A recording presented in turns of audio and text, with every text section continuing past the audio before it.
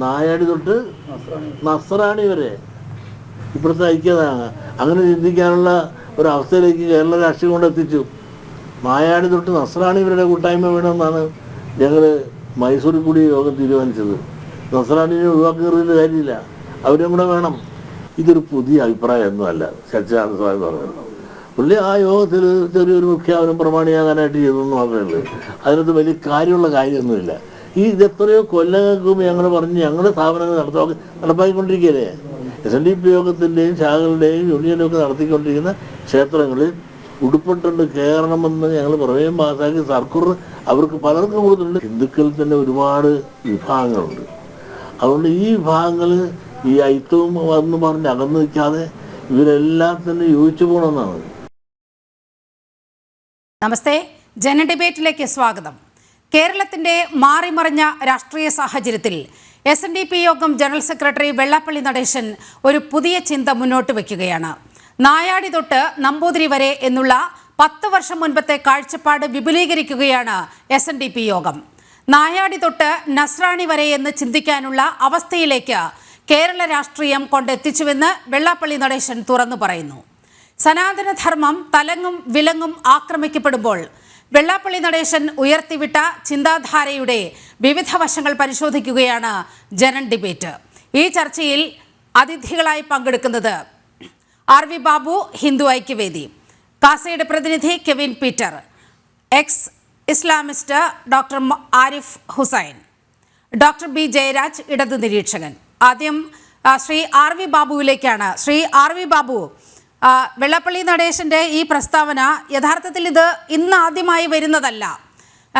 December ആദ്യവാരം മൈസൂരിൽ ചേർന്ന നേതൃയോഗത്തിൽ മുന്നോട്ട് വെച്ച അവിടെ പ്രമേയം പാസാക്കിയതാണ് നായാടി മുതൽ നസ്രാണി വരെ ഒരുമിക്കണമെന്നുള്ളത്.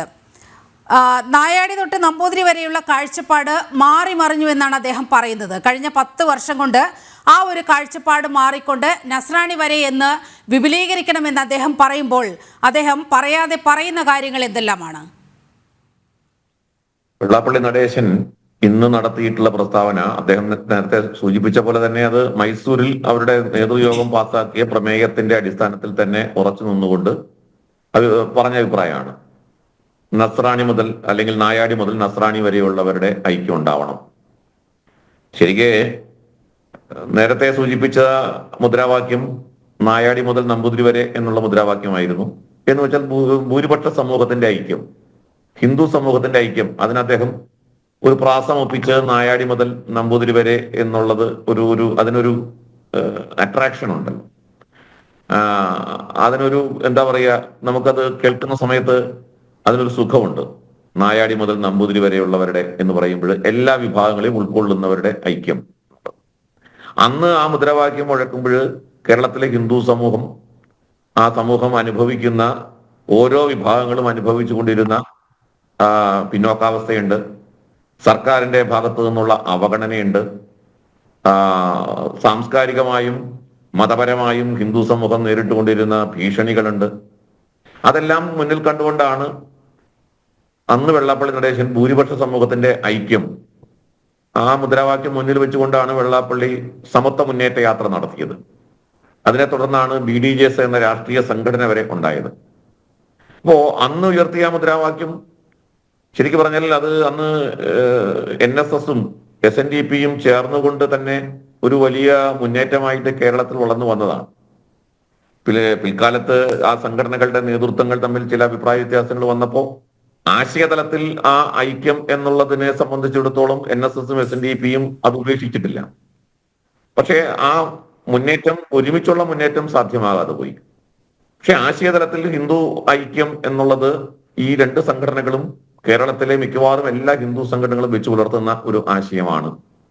അപ്പോ അത് എന്തുകൊണ്ട് അന്ന് അങ്ങനെ ഒരു മുദ്രാവാക്യം വെച്ചു എന്ന് വെച്ചാൽ ഹിന്ദു സമൂഹമായിരുന്നു കേരളത്തിൽ സംഘടിതമായിട്ടുള്ള മറ്റ് മതസമൂഹങ്ങളെ അപേക്ഷിച്ച് പിന്നോക്കാവസ്ഥയിൽ. അത് അന്നത്തെ ഭരണാധികാരികൾ തന്നെ വ്യക്തമാക്കിയതാണ്. ആന്റണി പറഞ്ഞു, AK ആന്റണി അന്ന് പറഞ്ഞിരുന്നു, ഈ ഭൂരിപക്ഷ സമൂഹം അവര് ഭൂരിപക്ഷത്തിനില്ലാത്ത അവകാശങ്ങൾ സംഘടിത ശക്തി ഉപയോഗിച്ച്, സമ്മർദ്ദ ശക്തി ഉപയോഗിച്ച് ന്യൂനപക്ഷങ്ങൾ വാങ്ങിക്കൂട്ടുകയാണ് കേരളത്തിൽ എന്ന് പറഞ്ഞത് AK ആന്റണിയാണ്. അപ്പോ അങ്ങനെയുള്ള സാഹചര്യം കേരളത്തിലുണ്ടായിരുന്നു. ഇപ്പോൾ സുകുമാരൻ നായർ അന്ന് പറഞ്ഞിരുന്നല്ലോ, ഉമ്മൻചാണ്ടി ഭരിക്കുന്ന സമയത്ത് 3 കൂമാരാണ് കേരളം ഭരിക്കുന്നത്: കുഞ്ഞാലിക്കുട്ടി, കുഞ്ഞുമാണി, അതേപോലെ കുഞ്ഞുകുഞ്ഞ്. അപ്പോൾ അത് പറയാനുള്ള സാഹചര്യം കേരളത്തിൽ ഈ മതരാഷ്ട്രീയ ശക്തികൾ സമ്മർദ്ദ ശക്തി ഉപയോഗിച്ച് അവകാശങ്ങൾ കൈപ്പറ്റുന്നു, ഭൂരിപക്ഷ സമൂഹം അവഗണിക്കപ്പെടുന്നു. പക്ഷെ കാലം മാറി പിന്നെയും മുന്നോട്ട് പോയല്ലോ. ഇപ്പോഴത്തെ സാഹചര്യത്തിൽ വന്ന സമയത്ത് ആ വിഭാഗത്തിൽ ക്രൈസ്തവര് കൂടി പെടുന്നു എന്നുള്ളതാണ് പൊതുവെ വിലയിരുത്തപ്പെടുന്നത്. കേരളത്തിലെ ക്രൈസ്തവരും ഇപ്പോ ഈ ന്യൂനപക്ഷ സമൂഹത്തിൽ നിന്നും പുറന്തള്ളപ്പെട്ടു. കേരളത്തിലെ ന്യൂനപക്ഷം എന്ന് പറഞ്ഞാൽ ഒരു സമൂഹം മാത്രമായിട്ട് മാറി. ഒരു സമുദായം മാത്രമാണ് കേരളത്തിലെ ന്യൂനപക്ഷം, അത് മുസ്ലിം സമുദായമാണ്. ഈ ഒരു ഇക്വേഷനിലേക്ക് കേരളത്തിലെ സാമൂഹ്യ സാഹചര്യം മാറി. അപ്പൊ മുസ്ലിം സമുദായത്തിന് താല്പര്യപ്പെടുന്നത് എന്തോ അതാണ് ന്യൂനപക്ഷ താല്പര്യം. മറ്റ് സമുദായങ്ങളുടെ താല്പര്യം ന്യൂനപക്ഷ താല്പര്യം ആണ് എന്ന് പരിഗണിക്കുന്നേയില്ല. അപ്പോ അത് കേരളത്തിന്റെ സാമൂഹ്യ സാഹചര്യങ്ങൾ ഒട്ടാകെ മാറ്റിമറിച്ചു. കേരളത്തിൽ അതുകൊണ്ട് തന്നെ ഭൂരിപക്ഷ സമൂഹത്തോടൊപ്പം തന്നെ ചേർക്കാവുന്ന ഒരു ശക്തിയായിട്ട് ന്യൂനപക്ഷ വിഭാഗത്തിലെ ക്രൈസ്തവരെ കൂടി ഉൾപ്പെടുത്തേണ്ട സാഹചര്യം ഇന്നത്തെ കേരളത്തിലുണ്ട് എന്ന് ആനുകാലികമായ നിരവധി സംഭവങ്ങളെ മുൻനിർത്തിക്കൊണ്ട് നമുക്ക് ചിന്തിക്കാൻ പറ്റും. ഇപ്പൊ ഏറ്റവും ഒടുവിലത്തെ വഖഫ് വിഷയം തന്നെ എടുത്താൽ മതി. വഖഫ് വിഷയത്തിൽ ഇരകളാക്കപ്പെടുന്നത് ക്രൈസ്തവരാണ്. ഇരകളാക്കപ്പെടുന്ന ആ വിഭാഗത്തിന്റെ കൂടെ കേരളത്തിലെ ഏതെങ്കിലും രാഷ്ട്രീയ പ്രസ്ഥാനം ഉണ്ടോ?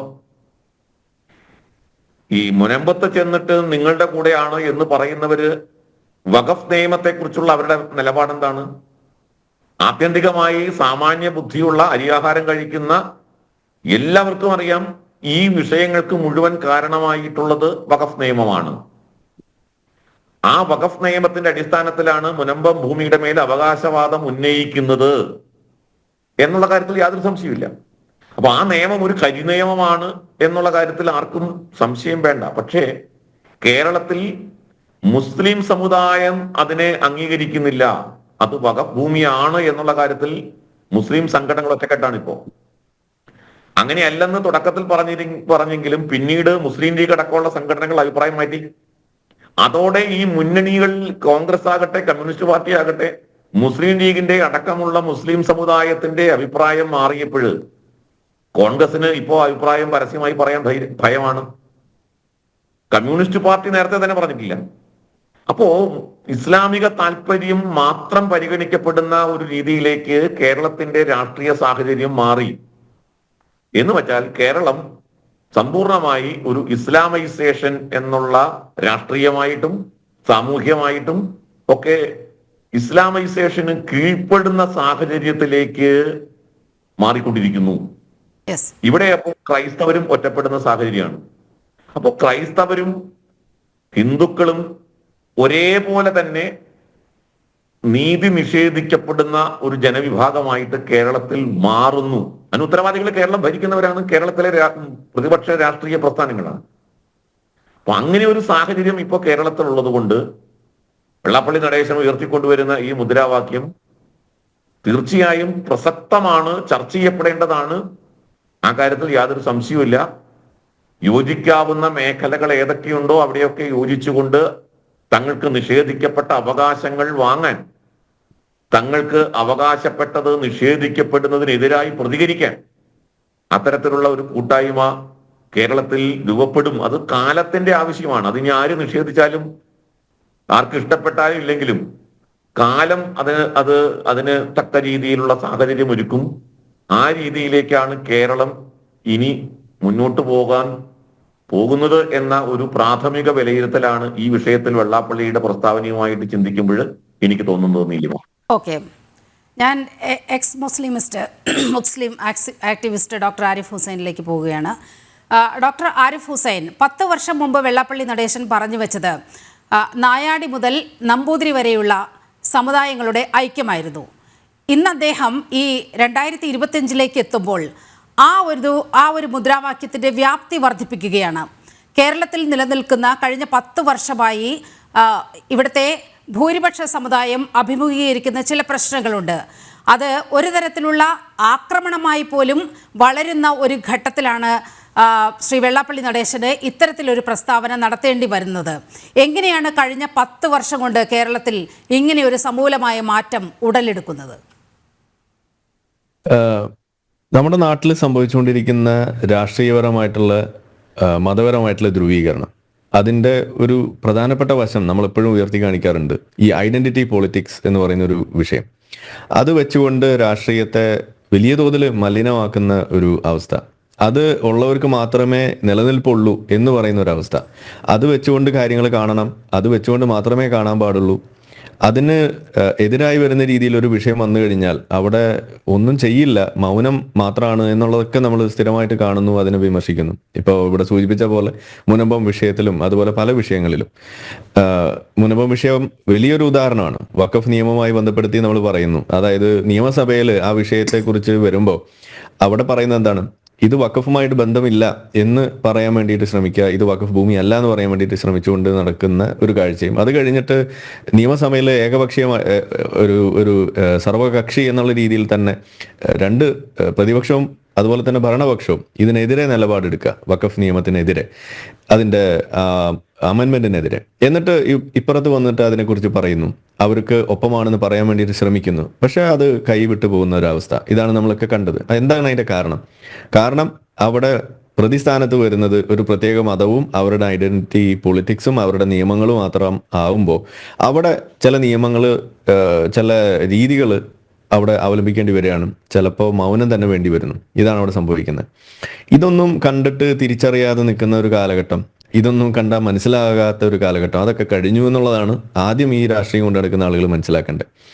ഇവിടെ എനിക്ക് വെക്കാനുള്ളത് ഒരു വെല്ലുവിളിയാണ്. ആ വെല്ലുവിളി എന്ന് പറയുന്നത് നടത്തേണ്ടത് ഇവിടുത്തെ ഈ ഐഡന്റിറ്റി പൊളിറ്റിക്സ്, അതായത് ഇസ്ലാമിക ഐഡന്റിറ്റി പൊളിറ്റിക്സ് നടത്തുന്ന മുസ്ലിം ലീഗ്, അതല്ലെങ്കിൽ ഇവിടെയുള്ള നമ്മൾ സാധാരണ പറയാറുള്ള ഇടതുപക്ഷം, ഈ ഇസ്ലാമിൻ്റെ പക്ഷം ചേർന്ന് നിന്നുകൊണ്ട് പലപ്പോഴും ഇതിനു വേണ്ടി ഇറങ്ങിത്തിരിക്കാറുള്ള ആളുകൾ, ഇപ്പോൾ പുതിയ കാലഘട്ടത്തിൽ ഇന്നിപ്പോൾ അതിൻ്റെ വക്താക്കളായിട്ട് മാറിയിട്ടുള്ള കോൺഗ്രസ്, അവരോടൊക്കെ കൂടി നമുക്ക് പറയാനുള്ള ഒരു വെല്ലുവിളി എന്ന് പറയുന്നത്, നിങ്ങൾക്ക് ധൈര്യമുണ്ടോ ഇതുപോലെ ഈ നായാടി മുതൽ നസ്രാണി വരെ എന്നുള്ള സംഗതി പറയുമ്പോൾ അതിനെ ഈ രീതിയിൽ വിമർശിക്കുക, അല്ലെങ്കിൽ അതൊരു പ്രശ്നമായിട്ടോ കാണുന്നതിന് പകരം നിങ്ങൾക്ക് നായാടി മുതൽ നസ്രാണിയും അതല്ലെങ്കിൽ ഇവിടെയുള്ള സാധാരണ നിസ്കരിക്കുന്നവനും തമ്മിൽ വരെയുള്ള ഒരു ഐക്യമാണ് നിങ്ങൾക്ക് ലക്ഷ്യം വെക്കാൻ കഴിയുക എന്ന് ഒറ്റ വാക്കിൽ പറയാൻ നിങ്ങൾക്ക് സാധിക്കുമോ?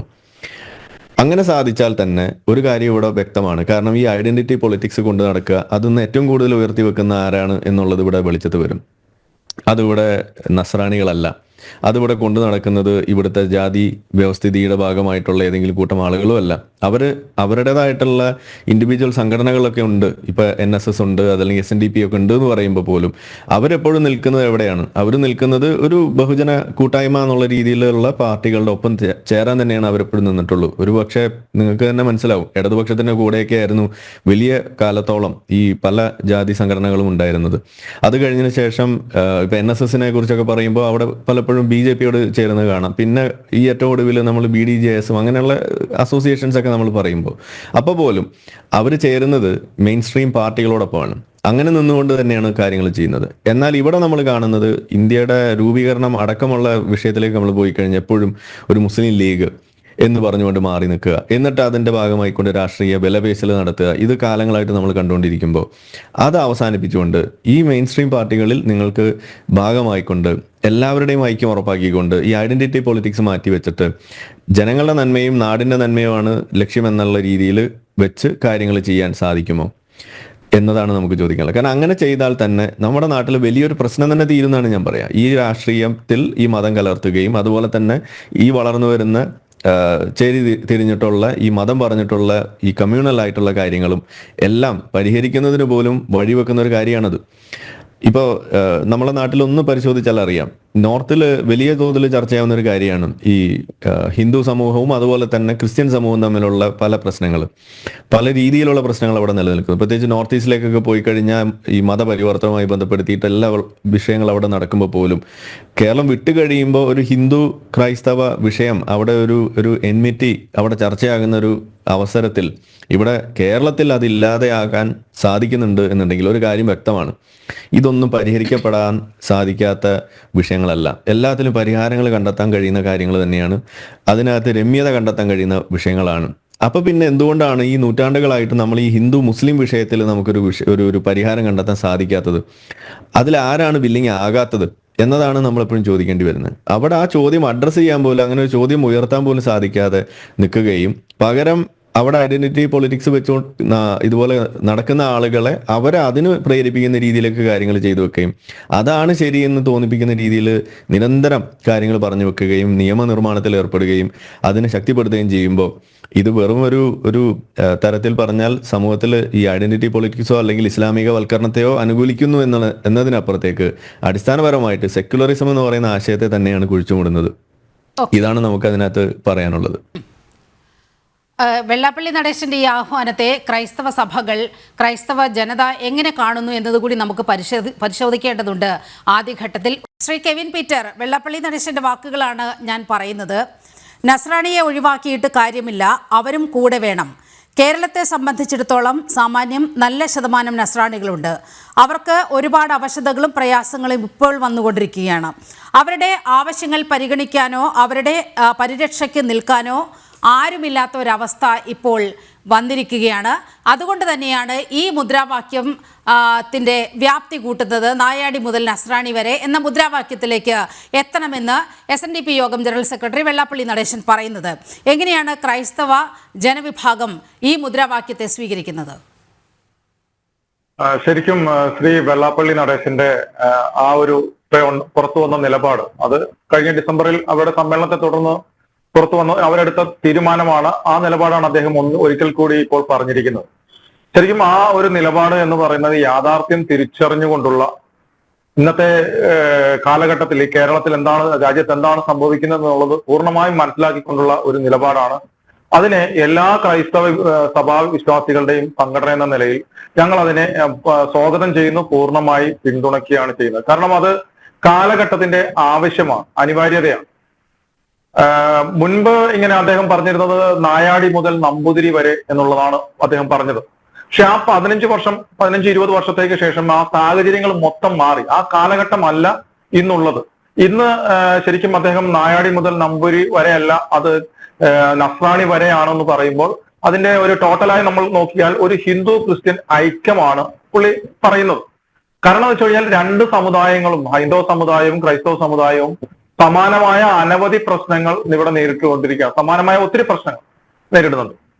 കാരണം ഇവ ന്യൂനപക്ഷത്തിൽ, ശരിക്കും പറഞ്ഞാൽ ന്യൂനപക്ഷത്തിലെ യഥാർത്ഥ ന്യൂനപക്ഷം എന്ന് പറയുന്നത് ക്രിസ്ത്യാനികളാണ്.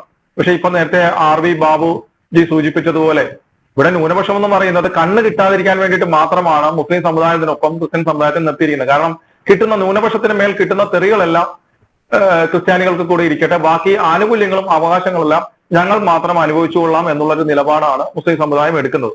അപ്പോ അത് ആ വിഷയത്തിൽ മാത്രമല്ല, അവരവരുടെ സംസ്കാരത്തെയും സമുദായത്തെയും വിശ്വാസത്തെയും എല്ലാത്തിനെയും ബാധിക്കുന്ന രീതിയിലുള്ള പലവിധ പ്രശ്നങ്ങളാണ് രണ്ട് സമുദായം ഇപ്പോൾ ഒരേപോലെ നേരിടുന്നത്. അതുകൊണ്ട് തന്നെ ഇത്തരത്തിൽ മുൻപ് അത് നടക്കാതെ പോയത് ആരൊക്കെ കൂടെയാണ് എന്നുള്ളത് നമുക്ക് ശരിക്കും നോക്കിയാൽ മനസ്സിലാവും. പ്രത്യേകിച്ച് ഇവിടുത്തെ കമ്മ്യൂണിസ്റ്റ് പാർട്ടി ഓഫ് ഇന്ത്യ, മാർക്സിസ്റ്റും കോൺഗ്രസും അവരാണ് അത്തരത്തിലെ ഒരു ഹിന്ദു ഐക്യത്തെ ഇല്ലാതാക്കാൻ ശ്രമിച്ചത്. കാരണം എന്ന് പറഞ്ഞാൽ ഹിന്ദുക്കളോട് ഐക്യം ഉണ്ടായിക്കഴിഞ്ഞാൽ അവരുദ്ദേശിക്കുന്ന അവരുടെ എല്ലാ പദ്ധതികളും തകരും. പിന്നെ അവർക്ക് തന്നെ ഇവിടെ ഒരു പ്രസക്തി ഇല്ലാതായി മാറും. അപ്പൊ അതോ ഇപ്പം ഇതുകൂടെ വന്നു കഴിയുമ്പോഴത്തേക്ക് അവർ ഉദ്ദേശിക്കുന്ന സ്ഥലത്ത് നിൽക്കുന്നില്ല. കാര്യം 50-52% വരുന്ന ഹൈന്ദവ സമുദായവും 20-21% വരുന്ന ക്രൈസ്തവ സമുദായവും കൂടെ ഒന്നിച്ചു കഴിഞ്ഞാൽ ഇവിടെ വലിയൊരു സാമൂഹ്യ മാറ്റം ഉണ്ടാവും, രാഷ്ട്രീയ മാറ്റം ഉണ്ടാവും. അത് പഴയതുപോലെ ഇപ്പം 10 വർഷം മുമ്പോ 15 വർഷം മുമ്പ് ഉണ്ടായിരുന്ന സാഹചര്യമല്ല എന്നുള്ളത് കൊണ്ട് തന്നെ അന്ന് ക്രൈസ്തവർ ശരിക്കും രാഷ്ട്രീയ അടിമകളാക്കി ഇട്ടിരിക്കുകയായിരുന്നു. പ്രധാനമായിട്ടും കോൺഗ്രസിന്റെയും അത് കുറച്ച് കമ്മ്യൂണിസ്റ്റ് പാർട്ടിയുടെയും കേരള കോൺഗ്രസിന്റെയും അടിമകളാക്കി ക്രൈസ്തവർ ഇട്ടിരിക്കുകയായിരുന്നു. അതുകൊണ്ട് തന്നെ അന്ന് അവിടെ യോജിക്കണമെന്ന ഒരു ആവശ്യം ഉണ്ടായിരുന്നത് ഹൈന്ദവർക്കായിരുന്നു. പക്ഷെ ഇന്ന് ക്രിസ്ത്യാനികളും അതിന്റെ യാഥാർത്ഥ്യം മനസ്സിലാക്കിക്കൊണ്ട് നേരിടുന്ന യഥാർത്ഥ അപകടത്തെ തിരിച്ചറിഞ്ഞുകൊണ്ട് ക്രിസ്ത്യാനികളും ആ ഒരു രാഷ്ട്രീയ നിലപാടിലും സാമൂഹ്യ നിലപാടിലും എല്ലാം മാറ്റം വരുത്തിയിരിക്കുന്നു. അതുകൊണ്ട് തന്നെ ഈ ഇപ്പോൾ ശ്രീ വെള്ളാപ്പള്ളി നടേശന്റെ എടുത്ത നിലപാടിനെ അത് ശരിക്കും പറഞ്ഞാൽ രാഷ്ട്രീയ പ്രസ്ഥാനങ്ങളെ ഭയപ്പെടുത്തുന്നുണ്ട്. കാരണം എന്ന് പറഞ്ഞാൽ ഇപ്പൊ ഇവിടത്തേക്ക് ഹിന്ദുവിനെയും ക്രിസ്ത്യാനിയെ സംബന്ധിച്ചിടത്തോളം ഇവിടെ എല്ലാവരും നോക്കിക്കാണുന്നതെന്ന് പറഞ്ഞാൽ മതം ഇവിടെ രാഷ്ട്രീയത്തിൽ ഇടപെടുകയാണ്. അതായത് പൊളിറ്റിക്കൽ ഇസ്ലാം ഇവിടുത്തെ ഭരണത്തിലും രാഷ്ട്രീയത്തിലും ഇടപെടുകയാണ്. അവരെ നിയന്ത്രിക്കുന്ന രണ്ട് പ്രധാനപ്പെട്ട കക്ഷികൾ, അവർ CPM-ഉം കോൺഗ്രസും, അവർ നേതൃത്വം കൊടുക്കുന്ന മുന്നണികൾ, ശരിക്കും പറഞ്ഞാല് ഒരു അപ്രഖ്യാപിത ശരിയായ ഭരണമായിരിക്കാം ഇനി ഇവിടെ വരാൻ പോകുന്നു. അപ്പോൾ അതിനെ തടയണമെന്നുണ്ടെങ്കിൽ ഇതിലൂടെ മാത്രമേ ഒരു ക്രിസ്ത്യൻ ഹിന്ദു ഐക്യം, അതായത് ശ്രീ വെള്ളാപ്പള്ളി നടേശൻ പറഞ്ഞ പോലെ നായാടി മുതൽ നസ്രാണി വരെയുള്ളവരുടെ കൂട്ടായ്മയിലൂടെ ആ ഐക്യത്തിലൂടെ മാത്രമേ അത് സാധിക്കൂ. അത് തീർച്ചയായിട്ടും ഒരു സോഷ്യൽ എഞ്ചിനീയറിംഗിൽ കൂടെ ഗ്രാസ് റൂട്ട് ലെവലിൽ കാര്യങ്ങൾ എത്തിച്ചു കഴിഞ്ഞാൽ അത് വളരെ നടക്കും. വളരെ അല്പം താമസിച്ചാണെങ്കിലും അല്ലെങ്കിൽ വിചാരിച്ചാൽ വേഗത്തിലാണെങ്കിലും അത് സാധ്യമാകും. അതൊരു വലിയ മാറ്റമായിരിക്കും ഇവിടെ ഉണ്ടാക്കാൻ പോകുന്നത്. കാര്യം ഈ നേരത്തെ ഇപ്പോൾ മുനമ്പത്തെ കാര്യത്തെ കുറിച്ച് സൂചിപ്പിക്കുകയുണ്ടായി. അവിടെയും മുനമ്പം ജനത ലാറ്റിൻ കാത്തലിക്സ് ആണ് അവിടെ ഉള്ളത്. അവർക്ക് ഒരു വിഷയം നേരിട്ടപ്പോൾ അവർക്കൊപ്പം ആരുണ്ടായിരുന്നു എന്നുള്ള ചോദ്യം ശരിയല്ലേ ആ ചോദിച്ചത്? അവർക്കൊപ്പം ആരുണ്ടായിരുന്നു? സാമുദായിക സംഘടനയായിട്ട് അവർക്കൊപ്പം ക്രിസ്ത്യാനികൾക്കൊപ്പം ഉണ്ടായിരുന്നത് SNDP മാത്രമാണ്. പിന്നെ രാഷ്ട്രീയ സംഘടനയായിട്ടുണ്ടായിരുന്നത് BJP മാത്രമാണ്. മറ്റാരാണ് അവർക്കുള്ളത്? ഈ പറയുന്ന പോലെ അവിടെ വന്നത് ഞങ്ങൾ നിങ്ങൾക്കൊപ്പമാണ്, നിങ്ങൾ കുടിയിറങ്ങേണ്ടി വരില്ല, പരിഹരിക്കാൻ സാധിച്ചില്ലെങ്കിൽ ഞാനും വന്ന് നിങ്ങൾക്കൊപ്പം നിരാഹാരമായിരിക്കാം, ഇങ്ങനെ സൂചിപ്പിക്കാനായിട്ട് കുറെ വാക്കുകൾ പറഞ്ഞ് കൈയടിക്കാനായിട്ട് ബസ് നിറയെ ആൾക്കാരെ കൊണ്ടുവന്ന് അവരെ കൊണ്ട് കൈയടിപ്പിച്ച് അത് മീഡിയകളുടെ മുമ്പിലൊക്കെ കൊടുത്തതിന് ശേഷം ഇങ്ങനെ പോകാമെന്നല്ലാതെ യഥാർത്ഥ ആത്മാർത്ഥതയോടുള്ള ഒരു പ്രവർത്തനം, ആ പ്രശ്നം പരിഹരിക്കാനുള്ള ഒരുവിധ നിലപാടും ഇവിടുത്തെ രാഷ്ട്രീയക്കാരുടെ ഭാഗത്തുനിന്ന് ഉണ്ടാകുന്നില്ല. അപ്പൊ അവിടെയും ഉണ്ടായ ഒരു ഐക്യം, ഇപ്പൊ മുനമ്പത്ത് കാണുന്ന ഒരു ഐക്യം എന്ന് പറഞ്ഞ ഹിന്ദു ക്രിസ്ത്യൻ ഐക്യമാണ്. അവിടെ 400 ചില്ലുവാനും ക്രിസ്ത്യൻ കുടുംബങ്ങളും ബാക്കി ഹൈന്ദവ കുടുംബങ്ങളുമാണ്. അപ്പൊ അവിടെ ഒരു മത സംഘടന, ഒരു ക്രിസ്ത്യൻ സമുദായത്തിന് പുറത്തെ ഒരു മതസംഘടന അതിന് സപ്പോർട്ട് കൊടുത്തു എന്ന് പറയുന്നത് SNDP ആണ്. SNDP അവർക്ക് ഫുൾ സപ്പോർട്ടാണ്, ആ സമരത്തിനൊപ്പം നിൽക്കുന്നു. രാഷ്ട്രീയമായിട്ട് നിൽക്കുന്നത് BJP ആണ്. അപ്പം ഇത്തരത്തില് ഇപ്പം വേറെ എവിടെ ഒരു പ്രശ്നം ഉണ്ടായാലും നമ്മൾക്കറിയാം ക്രിസ്ത്യൻ സമുദായം നേരിട്ടിട്ടുള്ള ഏതൊക്കെ വിഷയങ്ങളിലാണ്. പാലാ ബിഷപ്പിനെതിരെ സുഡാപ്പികൾ ഇവിടെ പ്രകടനം നടത്തിയപ്പോഴും അദ്ദേഹത്തെ കൊലപ്പെടുത്താനുള്ള ശ്രമങ്ങൾ ഉണ്ടായപ്പോഴും മറ്റ് എവിടെയൊക്കെ ക്രിസ്ത്യൻ സമുദായം നേരിട്ടിട്ടുള്ള വിഷയത്തിലും ഇവിടെ നിന്നിട്ടുള്ളത് ഹൈന്ദവ സമുദായം മാത്രമാണ് ക്രിസ്ത്യൻ സമുദായത്തിന് ഉള്ളത്. പിന്നെ കേരളത്തിന് പുറത്തുള്ള വിഷയങ്ങൾ എന്ന് പറഞ്ഞാൽ മതപരിവർത്തനത്തെ ചൊല്ലിയുള്ള വിഷയങ്ങൾ മാത്രമാണ്. അത് പരിഹരിക്കാൻ സാധിക്കാവുന്ന വിഷയങ്ങളാണ്. അല്ലാതെ പ്രാമാണികമായിട്ട് ഹൈന്ദവ ഗ്രന്ഥങ്ങളിലോ പുരാണങ്ങളിലോ ഒന്നും ക്രിസ്ത്യാനിയെ ശത്രുവായി കാണണമെന്നോ അല്ലെങ്കിൽ കണ്ടെടുത്ത് വെച്ച് കൊലപ്പെടുത്തണമെന്നോ അവനുമായി സൗഹൃദം പാടില്ല എന്നൊന്നും എഴുതി വെച്ചിട്ടില്ല. ഒരു ഭഗവത്ഗീതയിലോ മഹാഭാരതത്തിലോ രാമായണത്തിലോ ഒന്നും എവിടെയില്ല. അപ്പൊ അത് ഈ ഒരു പ്രശ്നം മാത്രമേ ഉള്ളത് പരിഹരിക്കാൻ സാധിക്കാവുന്നു. പക്ഷെ മറിച്ച് അവിടെ മറ്റു സമയത്ത് അതല്ല. അത് പ്രാമാണികമായിട്ട് തന്നെ ജൂതനെയും ക്രിസ്ത്യാനിയും എങ്ങനെ കണ്ടിരുന്നു, ഇവിടെ ജൂതൻ ഇല്ലാത്തത് കൊണ്ട് ജൂതന്റെ സ്ഥാനത്തേക്ക് ഹൈന്ദവരെ കൊണ്ടുവന്നിരിക്കുന്നു എന്നുള്ളത് മാത്രമേ ഉള്ളൂ. അപ്പോ ഈ പറയുന്ന രീതിയിൽ ഈ ഇത്തരത്തിലൊരു ഇവിടെ ഒരു പിടിച്ചു നിലനിൽപ്പ് ഉണ്ടാകണമെന്നുണ്ടെങ്കിൽ ഇവിടെ ഒരു രാഷ്ട്രീയ മാറ്റം ആവശ്യമാണ്. ആ രാഷ്ട്രീയ മാറ്റം സാധിക്കുക എന്ന് പറയുന്നത് ഈ പറയുന്ന രീതിയിൽ വെള്ളാപ്പള്ളി നടേശൻ ഉദ്ദേശിച്ച രീതിയിൽ ഹൈന്ദവ ക്രൈസ്തവ ഐക്യത്തിലൂടെ സാധിച്ചുള്ളൂ. അത് തീർച്ചയായിട്ടും സാധിക്കാവുന്നതാണ്. കാര്യം എന്ന് പറഞ്ഞാൽ അത് കാലഘട്ടത്തിന്റെ ആവശ്യമാണ്. ഇല്ല എന്നുണ്ടെങ്കിൽ രണ്ടു കൂട്ടരുടെയും നിലനിൽപ്പ് അപകടത്തിലാണ്. കാര്യം ഇപ്പൊ ജാതി തിരിച്ചുകൊണ്ട് ഈഴവർക്ക് സെപ്പറേറ്റോ അല്ലെങ്കിൽ നായന്മാർക്ക് സെപ്പറേറ്റോ അല്ലെങ്കിൽ മറ്റേതെങ്കിലും വിഭാഗത്തിന് സെപ്പറേറ്റോ സ്വന്തമായിട്ട് പോരാടാനുള്ള ശേഷിയില്ല. അതുപോലെ തന്നെ ക്രൈസ്തവ വിഭാഗത്തിന് ഒറ്റയ്ക്ക് നിന്ന് ക്രൈസ്തവർക്ക് മാത്രമായിട്ട് പോരാടാനുള്ള ശേഷിയുമില്ല. പക്ഷെ അതേസമയം മറുഭാഗത്ത് അവരെ എല്ലാ തരത്തിലും വോട്ട് ബാങ്ക് കാണിച്ച് ഭീഷണിപ്പെടുത്തിക്കൊണ്ട് എല്ലാ രാഷ്ട്രീയ പ്രസ്ഥാനങ്ങളുടെയും താക്കോൽ സ്ഥാനങ്ങളിലെത്തി അവർ നിശ്ചയിക്കുന്ന രീതിയിലിട്ട് ഭരണത്തെ കൊണ്ടുപോകുന്ന രീതിയിലേക്ക് കാര്യങ്ങൾ എത്തിയിരിക്കുന്നു. കാര്യം ഇവിടെ യഥാർത്ഥ പൊളിറ്റിക്കൽ ഇസ്ലാമിന് 3 മുഖങ്ങളാണുള്ളത്. ഒന്ന് പൊളിറ്റിക്കൽ ഫേസ്, പിന്നെ ഒന്ന് ഇന്റലക്ച്വൽ, പിന്നെ ഒന്ന് ലോജിസ്റ്റിക്സ്. അങ്ങനെയാണ് വരുന്നത്. അപ്പോൾ ഇപ്പോഴത്തെ മതേതരത്വമൊക്കെ ആയിട്ട് നടക്കുന്ന കേക്കോയൊക്കെ നടക്കുന്ന ആളുകൾ എന്ന് പറയുന്നത് പൊളിറ്റിക്കൽ ഇസ്ലാമിന്റെ രാഷ്ട്രീയ മുഖം മാത്രമാണ്. അവരുടെ അടിസ്ഥാന ഗ്രന്ഥം എന്ന് പറയുന്നത് ഖുർആൻ തന്നെയാണ്. ഈ പറയുന്ന 3 കൂട്ടരുടെ അടിസ്ഥാന ഗ്രന്ഥം ഒന്ന് തന്നെയാണ്. അവർ നയിക്കുന്നതും അത് തന്നെയാണ്. അപ്പോൾ ഇവിടെ വിഭജനത്തിന് ശേഷം ഈ പഴയ മുസ്ലിം ലീഗിനെ മദ്രാസിൽ വെച്ച് പൊടിതട്ടിയെടുത്ത് കേരളത്തിലെ ഒരു പാർട്ടിയായിട്ട് മുന്നോട്ട് കൊണ്ടുവന്നപ്പോൾ അവർക്ക് നല്ലത് അടുത്ത മതരാഷ്ട്രവാദത്തിന് സമയമാവുന്നവരെ സെക്യുലർ മുഖമാണ് എന്ന് മനസ്സിലാക്കിയത് കൊണ്ടാണ് ഇന്നും എവിടെ വിഷയം ഉണ്ടാകുമ്പോഴും കേക്കുമായിട്ട് നടക്കുന്നത്. മുനമ്പത്തെ അത് വഖഫ് ഭൂമിയാണ്, അത് ഏതറ്റം വരെയും പോകണം എന്ന് തീരുമാനമെടുത്ത മുസ്ലിം സംഘടനകളുടെ എല്ലാം കൂടെ ആ സംഘടനകളിൽ ആ ഒരു മീറ്റിംഗിന് നേതൃത്വം കൊടുത്തവരാണ് ക്രിസ്മസ് ആയപ്പോഴത്തേക്ക് കേക്കുമായിട്ട് അരമനകളുടെ തിണ്ണയിറങ്ങിയത്. കിരി തുറച്ചു കൊടുത്തതും വായിൽ വെച്ച് കൊടുത്തതും ഇതേ ആളുകളാണ്. ഇതേ ആളുകൾ തന്നെയാണ് ഇവിടെ ആ ലത്തീൻ കത്തോലിക്ക വിഭാഗത്തെ കുടിയിറക്കണമെന്ന് ഒന്നിച്ചിരുന്ന് തീരുമാനമെടുത്തത്. അപ്പോൾ ഇതിനെയൊക്കെ തടയണമെന്നുണ്ടെങ്കിൽ കാര്യം ഇവിടുത്തെ പ്രധാനപ്പെട്ട 2 രാഷ്ട്രീയ പ്രസ്ഥാനങ്ങൾ ഇവർക്ക് അടിമപ്പെട്ട് കഴിയും. അത് പരസ്പരമുള്ള ഒരു മത്സരമാണ് ഇപ്പോൾ നടന്നുകൊണ്ടിരിക്കുന്നത്. ആരാണ് മുസ്ലിം സമുദായത്തെ പൂർണ്ണമായി കൂടുതൽ പ്രീണിപ്പിക്കുന്നതെന്ന് അറിയാനുള്ള ഒരു മത്സരമാണ് ഇവിടെ നടക്കുന്നത്. അപ്പൊ അതുകൊണ്ട് പ്രത്യേകിച്ച് ഹിന്ദു വിഭാഗങ്ങൾക്കോ ക്രൈസ്തവർക്കോ ഈ പറയുന്ന 2 രാഷ്ട്രീയ പാർട്ടികളും അവർ രൂപം കൊടുത്തിട്ടുള്ള 2 മുന്നണികളിൽ നിന്നും യാതൊരു നീതിയും ലഭിക്കാൻ പോകുന്നില്ല. അപ്പോൾ ഇവിടെ ഒരു രാഷ്ട്രീയ മാറ്റം ആവശ്യമാണ്. ആ രാഷ്ട്രീയ മാറ്റത്തിലൂടെ മാത്രമേ അതാണ് ഈ രണ്ട് സമുദായങ്ങൾ നേരിടുന്ന പ്രശ്നങ്ങൾ വെക്കുന്നത്. ഒരു രാഷ്ട്രീയ മാറ്റം അനിവാര്യമാണ് എന്ന് തന്നെയാണ്. ഡോക്ടർ ബി ജയരാജ്, അങ്ങ് അരമണിക്കൂർ ഈ ചർച്ചയിൽ ഉണ്ടായിരുന്നില്ല. ഒന്ന് ക്രോഡീകരിച്ച് പറയുകയാണെങ്കിൽ നായാടി തൊട്ട് നമ്പൂതിരി വരെ എന്നുള്ള കാഴ്ചപ്പാട് മാറി നായാടി തൊട്ട് നസ്രാണി വരെ എന്ന് ചിന്തിക്കാനുള്ള ഒരു രാഷ്ട്രീയ കാലാവസ്ഥയിലേക്ക് കേരളം എത്തിയിരിക്കുന്നു എന്നാണ് വെള്ളാപ്പള്ളി നടേശൻ ഇന്ന് വ്യക്തമാക്കിയത്. ഉദാഹരണ സഹിതമാണ് അദ്ദേഹം ചില കാര്യങ്ങൾ കേരള സമൂഹത്തിന് മുൻപാകെ തുറന്നു പറയുന്നത്. എങ്ങനെയാണ് ഇടതുപക്ഷം ഈ വെള്ളാപ്പള്ളി നടേശന്റെ പ്രസ്താവനയെ കാണുന്നത്?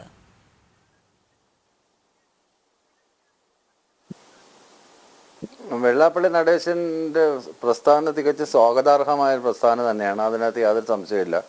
കാര്യം വെള്ളാപ്പള്ളി നടേശൻ ഉദ്ദേശിച്ചത് എനിക്ക് തോന്നുന്നു യൂണിറ്റി ഇൻ ഡൈവേഴ്സിറ്റി എന്ന് പറയുന്ന ഇന്ത്യയുടെ കോൺസെപ്റ്റ് തന്നെയാണ്. അവിടെ നായാടി മുതൽ നസ്രാണി വരെ മാത്രമല്ല മറ്റെല്ലാ ജനവിഭാഗങ്ങൾക്കും അവരവരുടേതായ മതത്തിലും മറ്റ് ആചാരങ്ങളിലും വിശ്വസിച്ചുകൊണ്ട് ജീവിക്കാൻ പറ്റുന്ന ഒരു സാഹചര്യം ഉണ്ടാക്കി കൊടുക്കുക എന്നുള്ളത് തന്നെയാണ് ശ്രീനാരായണ ഗുരുവും പറഞ്ഞത്. വെള്ളാപ്പള്ളി നടേശനും അത് തന്നെയാണ് പറയുന്നത്. ഗുരുവിൻ്റെ ധർമ്മം അങ്ങനെ തന്നെയാണല്ലോ. അതിനകത്ത് യാതൊരു സംശയമില്ലല്ലോ. കേരളം കണ്ടതിൽ വെച്ച് ഏറ്റവും വലിയ റവല്യൂഷണറി ആയിട്ടുള്ള ഒരു ഗുരുവായിരുന്നു ശ്രീനാരായണ ഗുരു. ശ്രീനാരായണ ഗുരുവാണ് ചരിത്ര മാറ്റത്തിന് ഏറ്റവും വലിയ കേരളത്തിൻ്റെ രാഷ്ട്രീയ ചരിത്രത്തിലാണെങ്കിലും സാമൂഹിക ചരിത്രത്തിലാണെങ്കിലും ഏറ്റവും വലിയ മാറ്റങ്ങൾക്ക് ചുക്കാൻ പിടിച്ചത്. അതുപോലെ യുഗപ്രഭാവനായ ഒരു വ്യക്തിയുടെ പേരിലുള്ള ഒരു സംഘടന അല്ലെങ്കിൽ അതിൻ്റെ ഒരു മഠം, അദ്ദേഹം അന്ത്യവിശ്രമം കൊള്ളുന്ന സ്ഥലം, അവിടെയൊക്കെ നടക്കുന്നത് വളരെ അളന്നു കുറിച്ചുള്ള പ്രസ്താവനകളും അതിനെ തുടർന്ന് സാമൂഹിക തലത്തിൽ ഉയർത്തിവിട്ടിട്ടുള്ള മറ്റു ചില ചോദ്യങ്ങളുമാണ്. ഇതിനകത്ത് പ്രധാനപ്പെട്ട ഒരു ചോദ്യം എന്താണ് ഈ സനാതനം, എന്താണ് ഈ സനാതന ധർമ്മം എന്നുള്ളതാണ്. സനാതനം എന്ന് പറയുന്നത് അങ്ങേയറ്റം ഫിലോസഫിക്കൽ ആയിട്ടുള്ള ഒരു കൺസെപ്റ്റാണ്. അതിനകത്ത് പറയുന്നത് സെൽഫ് റിയലൈസേഷനിലൂടെ ട്രാൻസെൻഡൻസിലോട്ട് എത്തപ്പെടുക എന്നുള്ളതാണ്. തന്നെ മനസ്സിലാക്കി ട്രാൻസെൻഡൻസിലോട്ട് എത്തപ്പെടുക. അതുകൊണ്ടാണ് ആദ്യമേ കല്ലിനെ പ്രതിഷ്ഠ ഒരു പ്രത്യേക ജാതിക്കാർക്ക് മാത്രം അവകാശപ്പെട്ടതെന്നുള്ളത് പൊളിച്ചു കളയുകയും ഞാൻ പ്രതിഷ്ഠിച്ചത് ഈഴവ ശിവനെയാണെന്ന് വളരെ ശക്തമായി അസന്നിഗ്ധമായി പ്രഖ്യാപിക്കുകയും അദ്ദേഹം ആ ഒരർത്ഥത്തിൽ ഒരു ഐക്കണോക്ലാസ്റ്റ് ആയിരുന്നു, ഒരു വിഗ്രഹ ഭഞ്ജകനായിരുന്നു എന്ന് വേണമെങ്കിൽ നമുക്ക് ശ്രീനാരായണ ഗുരുവിനെ വായിച്ചെടുക്കാം. അതിനുശേഷം അടുത്ത ഘട്ടത്തിൽ എന്താണ് ചെയ്തത്? കണ്ണാടി പ്രതിഷ്ഠ നടത്തുകയും കണ്ണാടിയിലൂടെ നീ തന്നെയാണ് ദൈവം, നീ കണ്ണാടിയിൽ കാണുന്ന നീ തന്നെയാണ് ദൈവം എന്ന് പറയുന്നത് ശരിക്കും അത് തന്നെയാണ് സനാതനം.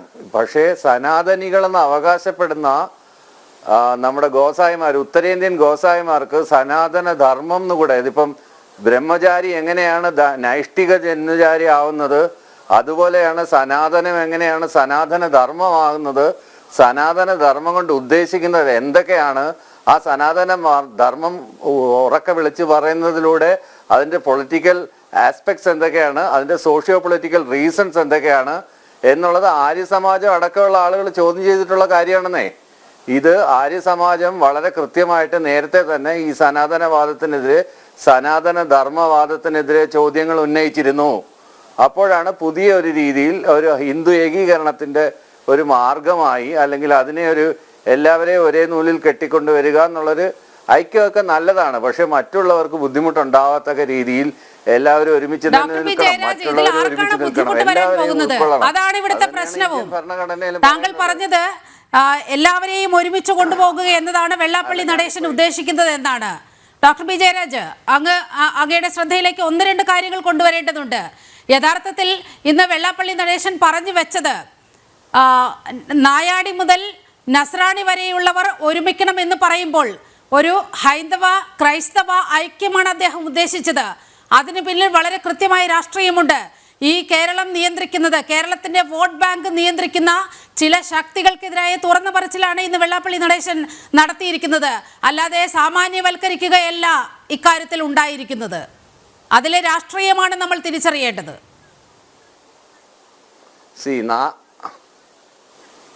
ഞാൻ പറയട്ടെ, ഇതിനകത്തുള്ളൊരു പ്രധാനപ്പെട്ട വിഷയം എന്ന് വെച്ച് കഴിഞ്ഞാൽ നായാടി മുതൽ നസ്രാണി വരെ, ഈ മുതൽ തൊട്ട് നസ്രാണി വരെ എന്നുള്ളതിനകത്ത് ഒരുപാട് ഘടകങ്ങൾ വേറെയുണ്ട്. അത് വെള്ളാപ്പള്ളി എല്ലാം എടുത്തെടുത്ത് പറഞ്ഞിട്ടില്ല. ഈ മുതലിനകത്ത് ആരെ വേണമെങ്കിലും ഉൾക്കൊള്ളാവുന്നതാണ്. അഥവാ ഇനി വെള്ളാപ്പള്ളി നടേശൻ ആരെയെങ്കിലും ഉദ്ദേശിച്ചിട്ടുണ്ടെങ്കിൽ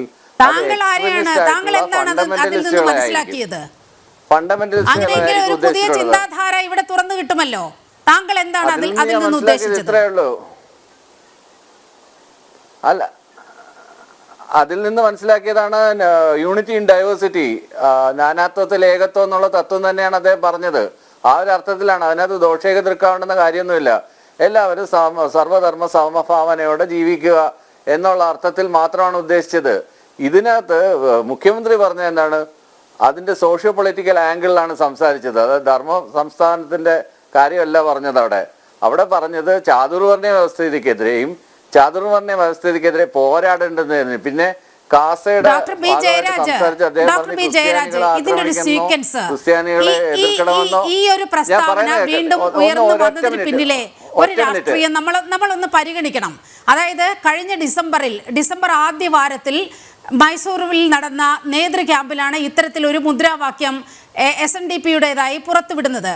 അതിന് അത്ര വലിയ രീതിയിൽ ഇവിടെ മാധ്യമങ്ങൾ അത് ആഘോഷിച്ചില്ല. അതിൻ്റെ വളരെ കൃത്യമായ കാരണം നമുക്കറിയാം. ഈ ഒരു ചർച്ച നമ്മുടെ നാട്ടിൽ വരരുത് എന്ന് വളരെ കൃത്യമായ ഒരു അജണ്ട ഇതിന് പിന്നിലുണ്ടായിരുന്നു. തുടർന്നാണ് ശിവഗിരിയിൽ സമ്മേളനം നടന്ന സമയത്ത് അവിടെ സച്ചിദാനന്ദ സ്വാമി ഒരു കാര്യം പറയുന്നത്, അത് മുഖ്യമന്ത്രി ഏറ്റെടുക്കുന്നത്. പിന്നീട് ഉണ്ടായ കോലാഹലങ്ങളെല്ലാം യഥാർത്ഥത്തിൽ എന്താണോ വെള്ളാപ്പള്ളി നടേശൻ പറഞ്ഞു വെച്ചത് അതിലേക്ക് ഈ ചർച്ച പോകാതിരിക്കുക എന്ന ബോധപൂർവമായ ഒരു അജണ്ട മുന്നോട്ട് വെക്കുകയാണ് യഥാർത്ഥത്തിൽ ഇടത് വലത് മുന്നണികൾ ചെയ്തത്, പ്രത്യേകിച്ച് മുഖ്യമന്ത്രി ചെയ്തത്.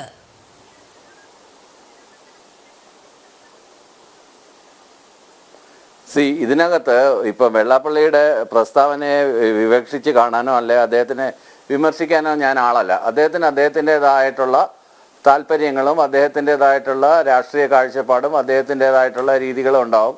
അദ്ദേഹത്തിൻ്റെ ശ്രീനാരായണ ധർമ്മ പരിപാലന സംഘമായിട്ട് ചില അങ്ങനെയുള്ള തീരുമാനങ്ങളൊക്കെ ഉണ്ടാവും. പക്ഷേ ശിവഗിരിയിലെ സച്ചിദാനന്ദ സ്വാമി പറഞ്ഞത് 60 മഠങ്ങളിലെ സന്യാസിമാർ ഒത്തുചേർന്ന് അവിടെ തൃശ്ശൂർ വെച്ചെടുത്ത തീരുമാനത്തിൻ്റെ കാര്യമാണ്.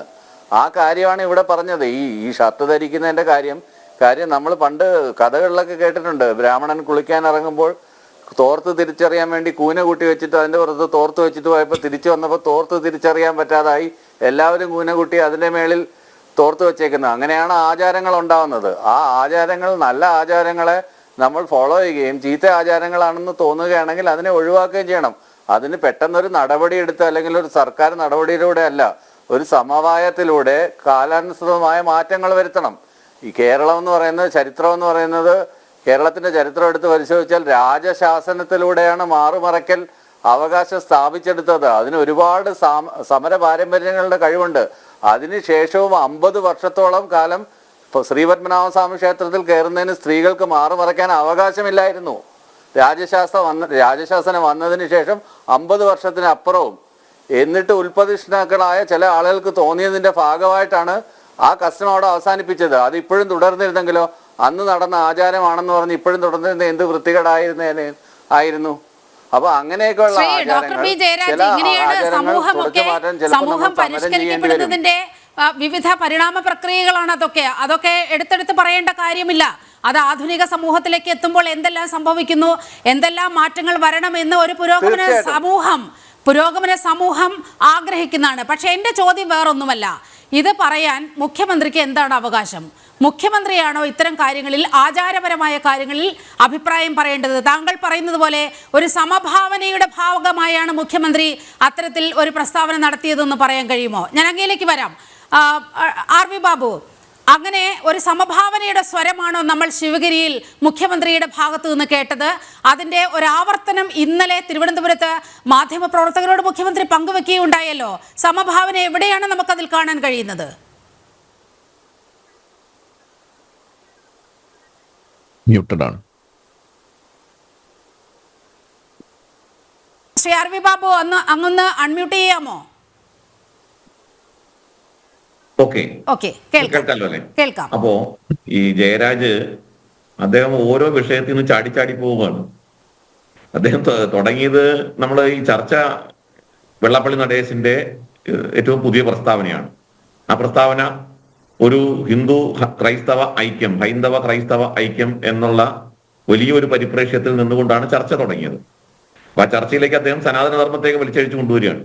ഈ ചർച്ചയ്ക്ക് അതിന്റെ പ്രസക്തി എന്താണെന്ന് മനസ്സിലായില്ല. കാരണം വെള്ളാപ്പള്ളി നടേശൻ സനാതന ധർമ്മത്തിനെ ബേസ് ചെയ്തുകൊണ്ടുള്ള ഒരു കാര്യമൊന്നുമല്ല പറഞ്ഞത്. കേരളത്തിലെ സാമൂഹ്യ സാഹചര്യങ്ങളെ അടിസ്ഥാനപ്പെടുത്തിക്കൊണ്ട്, രാഷ്ട്രീയ സാമൂഹ്യ സാഹചര്യങ്ങളെ അടിസ്ഥാനപ്പെടുത്തിക്കൊണ്ട് അവശത അനുഭവിക്കുന്നവർ ഇന്ന് കേരളത്തിലെ ക്രിസ്ത്യാനികളും ഹിന്ദുക്കളുമാണ്.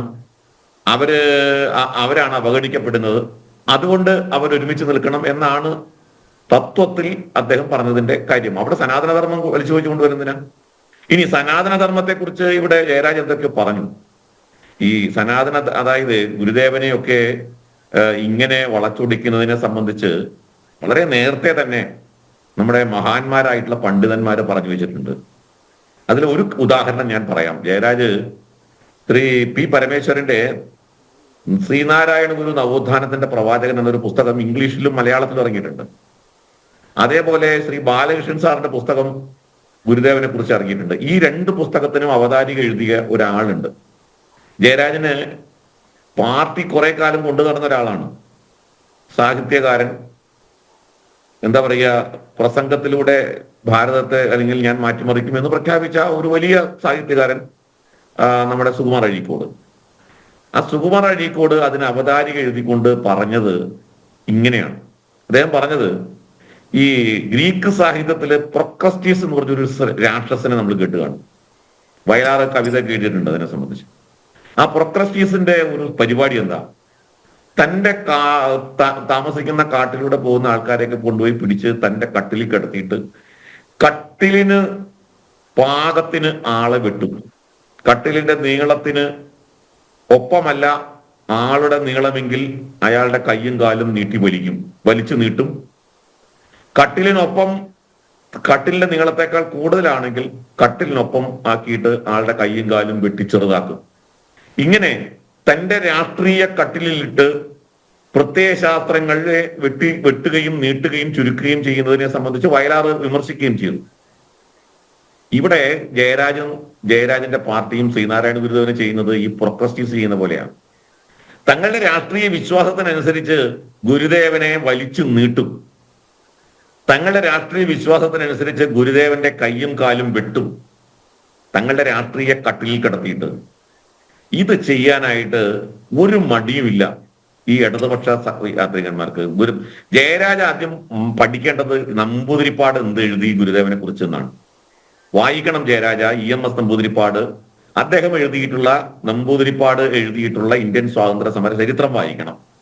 നമ്പൂതിരിപ്പാട് എങ്ങനെയാണ് ഗുരുദേവനെ വിലയിരുത്തിയിട്ടുള്ളത് എന്ന് അതിനകത്ത് കൃത്യമായിട്ട് പറഞ്ഞിട്ടുണ്ട്. ഗുരുദേവനെ മാത്രമല്ല, കുമാരനാശാനെ കുറിച്ച്, അയ്യങ്കാളിയെ കുറിച്ച്. അയ്യങ്കാളിയുടെ ഭൂസമരമൊക്കെ വർഗപരമായ ഉള്ളടക്കത്തിൽ ഏറ്റവും താണപടിയിലുള്ളതായിരുന്നു എന്ന് ആക്ഷേപം ഉന്നയിച്ചത് EM ശങ്കരൻ നമ്പൂതിരിപ്പാടാണ്. ജയരാജ, കേരളം മലയാളികളുടെ മാതൃഭൂമി എടുത്തൊന്ന് വായിച്ചാൽ മതി, അല്ലെങ്കിൽ കേരളത്തിന്റെ ദേശീയ പ്രശ്നം എന്നുള്ള പുസ്തകം എടുത്ത് വായിച്ചാൽ മതി. അപ്പൊ അതുകൊണ്ട് കമ്മ്യൂണിസ്റ്റ് പാർട്ടി എങ്ങനെയാണ് ഗുരുദേവൻ അടക്കമുള്ളവരെ മുമ്പ് കണ്ടിരുന്നത്, സിമന്റ് നാണു എന്നൊക്കെ പറഞ്ഞ് ആക്ഷേപിച്ച ചരിത്രം വേറെ. ഒരു മുദ്രാവാക്യം കമ്മ്യൂണിസ്റ്റ് സഖാക്കന്മാർ ആലപ്പുഴ ജില്ലയിലൊക്കെ വിളിച്ചിരുന്നു: ചാരായം വാറ്റി കൊടുക്കണം, കള്ള് ചെത്തി കുടിക്കണം, സ്വാമിവാദം ജയിക്കണം എന്ന് പറഞ്ഞിട്ട്. രണ്ടും അല്പം കുടിക്കണം, സ്വാമിവാദം ജയിക്കണം. ഇത് ഗുരുദേവനെ ആക്ഷേപിച്ചുകൊണ്ട് കമ്മ്യൂണിസ്റ്റുകാരും മുഴക്കിയിരുന്ന മുദ്രാവാക്യാണ്. അതൊക്കെ ചരിത്രം. ഞാൻ പറഞ്ഞത്, ഗുരുദേവനെ ഇപ്പോ അങ്ങ് സ്നേഹിച്ച് കൊല്ലുന്ന കമ്മ്യൂണിസ്റ്റ് പാർട്ടിയുടെ ആ നിലപാട് യഥാർത്ഥത്തിൽ ഇപ്പോഴത്തെ സാഹചര്യത്തിനനുസരിച്ചിട്ടുള്ള നിലപാടാണ്. ഇപ്പോ കമ്മ്യൂണിസ്റ്റ് പാർട്ടിക്ക് ഒരുപാട് തട്ട് കിട്ടി. കഴിഞ്ഞ തെരഞ്ഞെടുപ്പിൽ, ലോക്സഭാ തെരഞ്ഞെടുപ്പിലൊക്കെ കമ്മ്യൂണിസ്റ്റ് പാർട്ടിയുടെ കൂടെ ഉണ്ടായിരുന്ന ജനസമൂഹം, ആ ജനസമൂഹം ഈ പറയുന്ന വർഗ ബഹുജന സംഘടനകൾ എന്ന രീതിയിലൊക്കെ അവരുടെ കൂടെ ഉണ്ടായിരുന്ന താഴെ തട്ടിലുള്ള പിന്നോക്ക ജനവിഭാഗങ്ങൾ പാർട്ടിയെ കൈയൊഴിഞ്ഞു. ആലപ്പുഴയിൽ അത് അനുഭവം ഉണ്ടായി, ആറ്റിങ്ങൽ അനുഭവം ഉണ്ടായി, അപ്പൊ അങ്ങനെ തൃശ്ശൂരിൽ അനുഭവം ഉണ്ടായി, മറ്റു പല നിയോജക മണ്ഡലങ്ങളിലും ഈ അനുഭവം ഉണ്ടായി. അപ്പൊ അനുഭവം ഉണ്ടായപ്പോഴിപ്പോ ഗുരുദേവനെ അങ്ങ് കെട്ടിപ്പിടിക്കാം, അതോടെ ആ വിഭാഗങ്ങളൊക്കെ കൂടെ വരുന്നതാണ് വിചാരം. ഇവിടെ ഗുരുദേവൻ ആരായിരുന്നു? ഗുരുദേവന്റെ സനാതന ധർമ്മം ഗുരുദേവൻ തന്നെ വളരെ വ്യക്തമായിട്ട് അദ്ദേഹത്തിന്റെ അവസാനത്തെ കാലത്തെ പ്രസംഗത്തിൽ അദ്ദേഹം പറഞ്ഞത്, ഏറ്റവും അവസാനം അദ്ദേഹം നടത്തിയത് പള്ളാത്തുരുത്തിയിലെ പ്രസംഗമാണ്. അതിൽ തന്നെ വളരെ വളരെ വ്യക്തമായിട്ട് പറഞ്ഞിട്ടുണ്ട് ഗുരുദേവൻ സനാതന ധർമ്മം. ആ സനാതന ധർമ്മം എന്ന വാക്ക് ഉപയോഗിച്ചുകൊണ്ട് തന്നെയാണ് അദ്ദേഹം പറഞ്ഞത്. ഇവിടെ ജയരാജന്റെ വ്യാഖ്യാനം ഒന്നും ഗുരുദേവന്റെ വ്യാഖ്യാനമല്ല. തന്റെ വ്യാഖ്യാനങ്ങൾ, തന്റെ കാഴ്ചപ്പാടുകൾ ഗുരുദേവന്റെ തലയിൽ കെട്ടിവെക്കേണ്ട. ഗുരുദേവൻ സനാതന ധർമ്മത്തെക്കുറിച്ചൊന്നും അങ്ങനെ പറഞ്ഞിട്ടില്ല. ഗുരുദേവൻ കൃത്യമായിട്ട് സനാതന ധർമ്മത്തിന്റെ ആശയങ്ങളോട് ചേർന്ന് നിന്നുകൊണ്ടാണ് അദ്ദേഹത്തിന്റെ കൃതികൾ. അദ്ദേഹത്തിന്റെ എല്ലാ കൃതികളും അങ്ങനെയാണ്. സനാതന ധർമ്മത്തിന്റെ ആശയത്തിന് വിരുദ്ധമായിട്ട് അദ്ദേഹത്തിന് ഒരു പ്രവൃത്തിയില്ല. ഇന്ന് കൃത്യമായിട്ട് സച്ചിദാനന്ദ സ്വാമി, ശിവഗിരി മഠത്തിന്റെ സച്ചിദാനന്ദ സ്വാമി ഗുരുദേവൻ സനാതന ധർമ്മത്തിന്റെ പ്രയോക്താവായിരുന്നു, വക്താവായിരുന്നു എന്ന് വളരെ വ്യക്തമായിട്ട് പറഞ്ഞു കഴിഞ്ഞു. ശിവഗിരി മഠം അവരുടെ നിലപാട് വളരെ വ്യക്തമായി മുഖ്യമന്ത്രിയെ തള്ളി പറഞ്ഞു. ഇതൊക്കെ നമ്മുടെ കൺമുമ്പിൽ നിൽക്കുമ്പോ എന്തിനാണ് ഇത്തരത്തിലുള്ള കള്ളപ്രചരണം? ഇവിടെ അടിസ്ഥാന പ്രശ്നം എന്താ? അടിസ്ഥാന പ്രശ്നം കേരളത്തിൽ കമ്മ്യൂണിസ്റ്റ് പാർട്ടി അടക്കമുള്ള ഭരണകൂടം അല്ലെങ്കിൽ കോൺഗ്രസിന്റെ നേതൃത്വത്തിലുള്ള പ്രതിപക്ഷം രണ്ടു കൂട്ടരും ഇസ്ലാമിക ശക്തികളുടെ തടവറയിലാണ് എന്നുള്ളതാണ്. ഞാൻ ശ്രീ ജയരാജനോട് ചോദിക്കുന്നത്, ഇവിടെ ശ്രീ വെള്ളാപ്പള്ളി നടേശനും ഒക്കെ ഉന്നയിക്കുന്ന ആ ഒരു മുദ്രാവാക്യത്തിന്റെ വളരെ പ്രസക്തമായ ഒരു കാര്യം ഇപ്പോ വഖഫിന്റെ വിഷയം നേരത്തെ ഇവിടെ സൂചിപ്പിച്ചു. ഞാൻ അടുത്തൊരു വിഷയം പറയുകയാണ്. നിങ്ങൾക്ക് ചലഞ്ച് ചെയ്യാൻ പറ്റുമെങ്കിൽ ചലഞ്ച് ചെയ്യൂ. ഞാൻ അടുത്ത വിഷയം പറയാണ്. എന്തിന്റെ അടിസ്ഥാനത്തിലാണ് ജയരാജ 12% സംവരണം ഒരു മതവിഭാഗത്തിനായിട്ട് ഇവിടെ അനുവദിച്ചു കൊടുത്തിട്ടുള്ളത്? ഏതിന്റെ അടിസ്ഥാനത്തിലാ? ഏത് ശുപാർശയുടെ അടിസ്ഥാനത്തിലാ? മണ്ഡൽ കമ്മീഷൻ പറഞ്ഞോ മുഴുവൻ മുസ്ലിങ്ങളും കേരളത്തിൽ പിന്നോക്കമാണെന്ന്? മണ്ഡൽ കമ്മീഷൻ കൃത്യമായിട്ട് കേരളത്തിലെ ഏത് മുസ്ലിം മതത്തിലെ ഏത് വിഭാഗത്തിനാണ് സംവരണം കൊടുക്കേണ്ടതെന്ന് പറഞ്ഞിട്ടുണ്ട്. എന്നാൽ കേരളത്തിൽ മാത്രം ഒരു പ്രത്യേകതയുണ്ടോ? എന്നാൽ കേരളത്തിൽ ഇന്ന് സമ്പത്തിന്റെ രംഗത്ത്, വ്യാവസായിക രംഗത്ത്, കച്ചവട രംഗത്ത്, വിദ്യാഭ്യാസ രംഗത്ത് ഇന്ന് ഏറ്റവും മുന്നിൽ നിൽക്കുന്ന സമുദായം ഏതാണ് എന്ന് കണ്ണടച്ച് ഏത് കുഞ്ഞിനും പറയാൻ പറ്റും. ഏത് കുഞ്ഞിനും അതറിയാം. നമ്മുടെ നാട്ടിൻപുറത്തിലൂടെ ഒന്ന് യാത്ര ചെയ്താൽ മതി, ഏത് കുഞ്ഞിനും അത് മനസ്സിലാകും. അപ്പോ അങ്ങനെ മതാടിസ്ഥാനത്തിൽ സംവരണം കുത്തി കവർന്നെടുക്കുന്നത് ആരുടെ അവകാശം? ഈ അവകാശം ആർക്ക് കിട്ടേണ്ടതാണ്? ഇവിടുത്തെ പിന്നോക്ക ജനവിഭാഗങ്ങൾക്ക്. ഇവിടുത്തെ പിന്നോക്ക ജനവിഭാഗങ്ങൾക്ക് കിട്ടേണ്ട അവകാശം കുത്തി കവർന്നെടുക്കുകയാണ് സംഘടിത മതശക്തി ഉപയോഗിച്ച്. അത് അനുഭവിക്കുന്നത് ഒരു മതവിഭാഗത്തിൽപ്പെട്ടവർ മാത്രം. ക്രൈസ്തവ ജനവിഭാഗങ്ങൾക്ക് മുഴുവൻ സംവരണം ഉണ്ടോ? ഇല്ലല്ലോ. ക്രിസ്ത്യാനികളിലെ ലത്തീൻ കത്തോലിക്കർക്ക് സംവരണമുണ്ട്, നാടാർ ക്രിസ്ത്യാനികൾക്ക് സംവരണമുണ്ട്, പരിവർത്തിത ക്രിസ്ത്യാനികൾക്കും സംവരണമുണ്ട്. മുഴുവൻ ക്രിസ്ത്യാനികൾക്കും സംവരണമില്ലല്ലോ. ഇവിടെ മുഴുവൻ മുസ്ലിങ്ങൾക്കും സംവരണം കൊടുക്കുക. മുഴുവൻ മുസ്ലിങ്ങൾക്കും തങ്ങൾമാര് അടക്കം ഉള്ള കോടിക്കണക്കിന് രൂപയുടെ സമ്പത്തുള്ള ആളുകൾ, വ്യവസായവും വാണിജ്യവും കൃഷിയും ഒക്കെ വൻതോതിൽ സ്വരൂപിച്ചു കൂട്ടിയിട്ടുള്ള ആ ജനവിഭാഗം ഒന്നടങ്കം ഇന്ന് സംവരണം അനുഭവിക്കുക. ഇത് ഏത് ന്യായത്തിന്റെ അടിസ്ഥാനത്തിലാണ്? അതെന്തുകൊണ്ടാണ് അനുവദിക്കുന്നത്? അവിടെയാണ് ഹൈന്ദവ ഐക്യത്തിന്റെ പ്രസക്തി കിടക്കുന്നത്.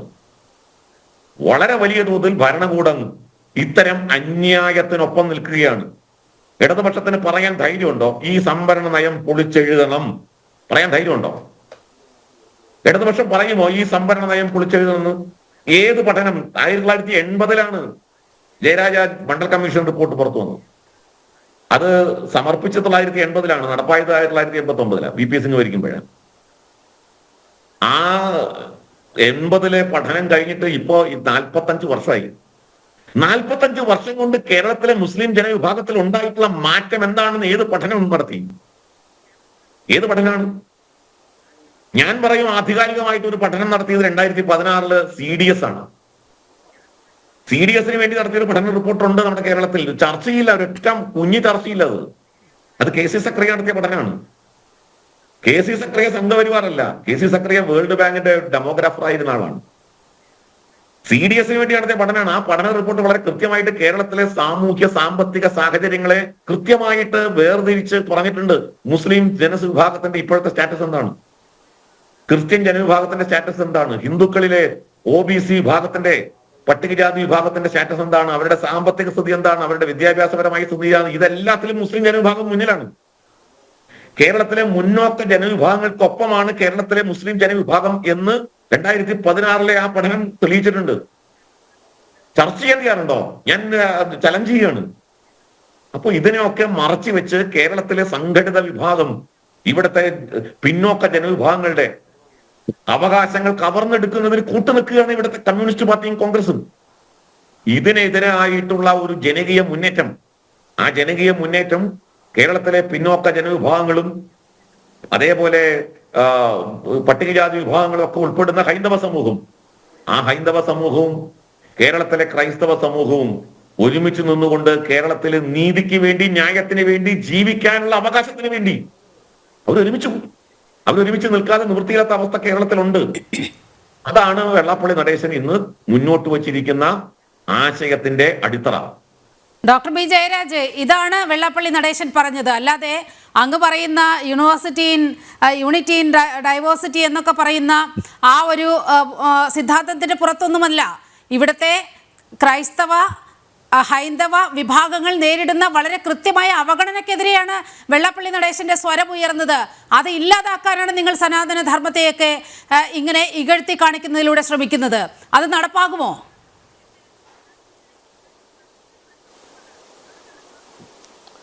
ഇതിനകത്ത് 2-3 കാര്യങ്ങളുണ്ട്. ആർ വി ബാബു പല പുസ്തകങ്ങളും വായിക്കാതാണ് പുസ്തകങ്ങൾ കോട്ട് ചെയ്തതെന്ന് എനിക്ക് മനസ്സിലായി. ഒന്ന് മലയാളികളുടെ മാതൃഭൂമി എന്നുള്ള EMSന്റെ ആദ്യത്തെ പുസ്തകം, അത് അദ്ദേഹം വായിച്ചിട്ടില്ല. അതിനകത്ത് എവിടെയാണ് ഇത്തരം ഒരു പരാമർശമുള്ളത്? പിന്നെ അവരെ മതവിദ്വേഷം പ്രകടിപ്പിക്കുക, അതിപ്പം ഏതെങ്കിലും ഒരു പൊതുശത്രു വേണമല്ലോ. അതിപ്പോൾ ഇസ്ലാം അല്ലെങ്കിൽ സിഖ് അല്ലെങ്കിൽ വേറെ ഏതെങ്കിലും പാഴ്സി അല്ലെങ്കിൽ വേറെ ഏതെങ്കിലും രീതിയിൽ ഇവർക്ക് അവരെ മതവിദ്വേഷം പ്രചരിപ്പിക്കുക എന്നുള്ളതല്ലേ ഉള്ളൂ. എന്റെ കാസയിലെ പ്രിയപ്പെട്ട സുഹൃത്ത് മനസ്സിലാക്കിയോ, വിചാരധാരയിൽ വളരെ വ്യക്തമായിട്ട് എഴുതി വെച്ചിട്ടുണ്ട്, വളരെ വ്യക്തമായിട്ട് എഴുതി വെച്ചിട്ടുണ്ട്. ഞാൻ പറയട്ടെ നീലിമ, ഞാൻ പറഞ്ഞു തീർക്കട്ടെ, ഇന്റർഫിയർ ചെയ്യായിരിക്കൂ. അപരമത വിദ്വേഷത്തെ കുറിച്ച് പറയുമ്പം വളരെ കൃത്യമായിട്ട് കൊല്ലപ്പെടേണ്ടവരാണ്, എതിർക്കപ്പെടേണ്ടവരാണ്, തുടച്ചു നീക്കപ്പെടേണ്ടവരാണ് ക്രിസ്ത്യാനികളെന്ന് വിചാരധാരയിൽ വളരെ വ്യക്തമായിട്ട് എഴുതി വെച്ചിട്ടുണ്ട്. ആ വിചാരധാര പിന്തുടരുന്നവരാണ് ഈ സനാതന ധർമ്മവാദികൾ. അതുകൊണ്ടാണ് ഞാനിത് എടുത്തു പറഞ്ഞത്. ഒന്നാമത് മുസ്ലിങ്ങൾ, രണ്ടാമത് ക്രിസ്ത്യാനികൾ, മൂന്നാമത് കമ്മ്യൂണിസ്റ്റുകാർ, നാലാമത് നിരീശ്വരവാദികൾ. ഇവരൊക്കെ ഇന്ത്യക്ക് ദോഷമാണെന്ന് വളരെ വ്യക്തമായിട്ട് ഗുരുജി ഗോൾവാർക്കർ എഴുതി വെച്ചിട്ടുണ്ട്. അതിൻ്റെയൊക്കെ പിന്തുടരുന്നതാണ് ഈ പലതരത്തിലുള്ള സംഘപരിവാര ആളുകൾ. അത് വിശ്വഹിന്ദു പരിഷത്താണെങ്കിലും ശരി, BJP-കാരനാണെങ്കിലും ശരി, ഹനുമാൻ സേനക്കാരനാണെങ്കിലും ശരി, ബജ്രംഗ് ദളാണെങ്കിലും ശരി, വേറെ കർണി സേനയാണെങ്കിലും ശരി, ഇതിനെല്ലാം ഒരു പേരേ ഉള്ളൂ. അതിൻ്റെ പേര് സംഘപരിവാർ എന്നാണ്. സംഘപരിവാറിന്റെ ന്യായം ഇത്തരം ന്യായങ്ങളിലേ വരൂ. അവിടെ ഇതിനകത്തൂടെ സ്വാമി വിവേകാനന്ദൻ അന്ധവിശ്വാസികളായ വങ്കന്മാരാവുന്നതിനേക്കാൾ കൊടിയ നിരീശ്വരവാദികളാവുന്നതാണ് നിങ്ങൾ നല്ലത് എന്ന് പറഞ്ഞ സ്വാമി വിവേകാനന്ദനെ ഹൈജാക്ക് ചെയ്ത് കൊണ്ടുപോയതുപോലെ ഇവിടെ ശ്രീനാരായണ ഗുരുദേവനെ സംഘപരിവാറിന്റെ തൊഴുത്തിൽ കെട്ടാനുള്ള ശ്രമങ്ങളാണ്, സംഘടിത ശ്രമമാണ് ഇവിടെ നടക്കുന്നതെന്ന് നമുക്കെല്ലാം വളരെ സൂക്ഷ്മമായിട്ട് നോക്കിക്കഴിഞ്ഞാൽ അറിയാനായിട്ട് പറ്റും. അതിനകത്ത് ആരെ കൂട്ടുപിടിച്ചാലും ആ രീതിയിലുള്ള ഒരു തയ്യാറെടുപ്പാണ് നടക്കുന്നത്. ഞാൻ ഇടപെടുന്നതുകൊണ്ട് ക്ഷമിക്കുക. അങ്ങ് ഈ യഥാർത്ഥ പ്രശ്നത്തിൽ നിന്നും വഴുതി നീങ്ങുകയാണ്. വെള്ളാപ്പള്ളി നടേശന്റെ ഈ പ്രസ്താവനയിലേക്ക് ഒന്ന് വരൂ താങ്കൾ. പിന്നെ രണ്ടാമത്തെ ചോദ്യം ഞാൻ മറുപടി പറയട്ടെ. എന്നോട് ചോദിച്ച ചോദ്യങ്ങൾക്ക് ഞാൻ മറുപടി പറയട്ടെ. ശ്രീ ആർ വി ബാബു എന്നോട് ചോദിച്ച ചോദ്യങ്ങൾക്ക് ഞാൻ മറുപടി പറയട്ടെ. മണ്ഡൽ കമ്മീഷൻ റിപ്പോർട്ട് നടപ്പിലാക്കിയതിനെതിരെ അവിടെ ആത്മാഹൂതി നടത്തിയ രാജീവ് ഗോസ്വാമി ഈ സനാതന ധർമ്മവാദിയായിരുന്നു, ഒന്നാമത്തെ രക്തസാക്ഷി. ദേഹം മുഴുവൻ പെട്രോൾ സ്പ്രേ ചെയ്തിട്ട് കത്തിച്ചു കളഞ്ഞത്. അന്ന് ഞാൻ ഡൽഹിയിലുണ്ട്, എനിക്ക് കൃത്യമായിട്ട് അറിയാം ആരാണ് മണ്ഡൽ കമ്മീഷൻ റിപ്പോർട്ടിനെ. അവിടുത്തെ സവർണരായിരുന്നു മണ്ഡൽ കമ്മീഷൻ റിപ്പോർട്ടിനെ ഏറ്റവും കൂടുതൽ എതിർത്തത്. അതെനിക്ക് കൃത്യമായിട്ടറിയാം. ഞങ്ങൾ അന്നേരം ടൂറിന് പോയിരിക്കുന്ന സമയത്ത് ദേഹത്ത് തണുപ്പ് വരികയാണെങ്കിൽ ശ്രദ്ധിച്ചോണം, അവർ പെട്രോൾ സ്പ്രേ ചെയ്തിട്ട് കത്തിക്കുമെന്നായിരുന്നു ഞങ്ങൾക്ക് നൽകിയ റിപ്പോർട്ട്. അതുകൊണ്ട് സൂക്ഷിച്ചോണം, എപ്പോഴെങ്കിലും തണുക്കുന്നുണ്ടോ ദേഹത്ത്. മണ്ഡൽ കമ്മീഷൻ റിപ്പോർട്ട് നടപ്പിലാക്കുന്ന മണ്ഡൽ സമരങ്ങൾ അതൊക്കെ എല്ലാ വാരികളുടെ മുന്നിൽ ഔട്ട്ലുക്കിന്റെയും വീക്കിന്റെ ഒക്കെ മുമ്പിൽ വന്നത് ഓർമ്മയുണ്ടാവുമല്ലോ നീലിമയ്ക്ക്.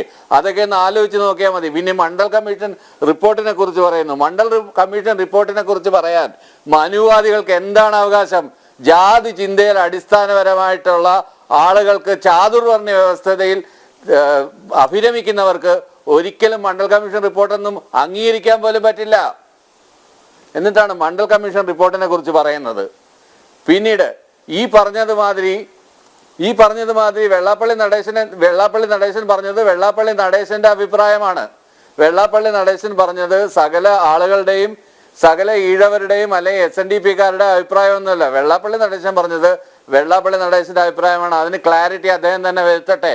നായാടി മുതൽ നസ്രാണി വരെ ഇതിനിടയ്ക്ക് ഏതെല്ലാം ജാതി വിഭാഗങ്ങളുണ്ട്, ഉപവിഭാഗങ്ങളുണ്ട് എന്നൊക്കെ അദ്ദേഹം തന്നെ ക്ലാരിറ്റി വരുത്തട്ടെ. ഒരു സ്ഥലം തൊട്ട് ഒരു സ്ഥലം വരെ.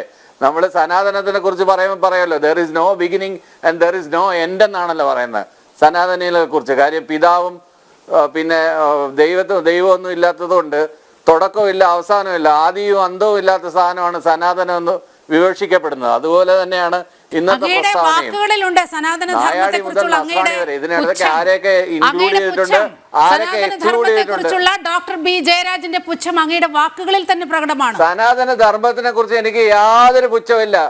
സനാതന ധർമ്മത്തിനെ കുറിച്ച് യാതൊരു പുച്ഛവുമില്ല. സനാതന ധർമ്മം എന്ന പേരിൽ ഇപ്പൊ ഇറക്കുന്ന ഈ ഒരു പ്രൊപ്പഗാൻഡക്കെതിരെയുള്ള പുച്ഛമാണ്. സനാതന ധർമ്മം എന്താണെന്ന് ഞാൻ മനസ്സിലായി. സെൽഫ് റിയലൈസേഷനിലൂടെ ട്രാൻസെൻഡൻസിലോട്ട് എത്തുക എന്നുള്ള ഫിലോസഫിക്കൽ കോൺസെപ്റ്റ് ആണ് സനാതനം എന്ന് പറയുന്നത്. DMK-യിലെ സ്റ്റാലിന്റെ മകൻ ഉദയനിധി സ്റ്റാലിനാണ് ഈ വിവാദം, സനാതന ധർമ്മത്തെ ഇകഴ്ത്തിക്കാട്ടുന്ന വിവാദം തുടങ്ങി വെച്ചത്, അല്ലാതെ സംഘപരിവാർ അല്ല. അത് എന്തിനു വേണ്ടിയാണ് എന്ന് ഇപ്പോൾ ഓരോ ദിവസവും കൂടുതൽ കൂടുതൽ വ്യക്തമാവുകയാണ്.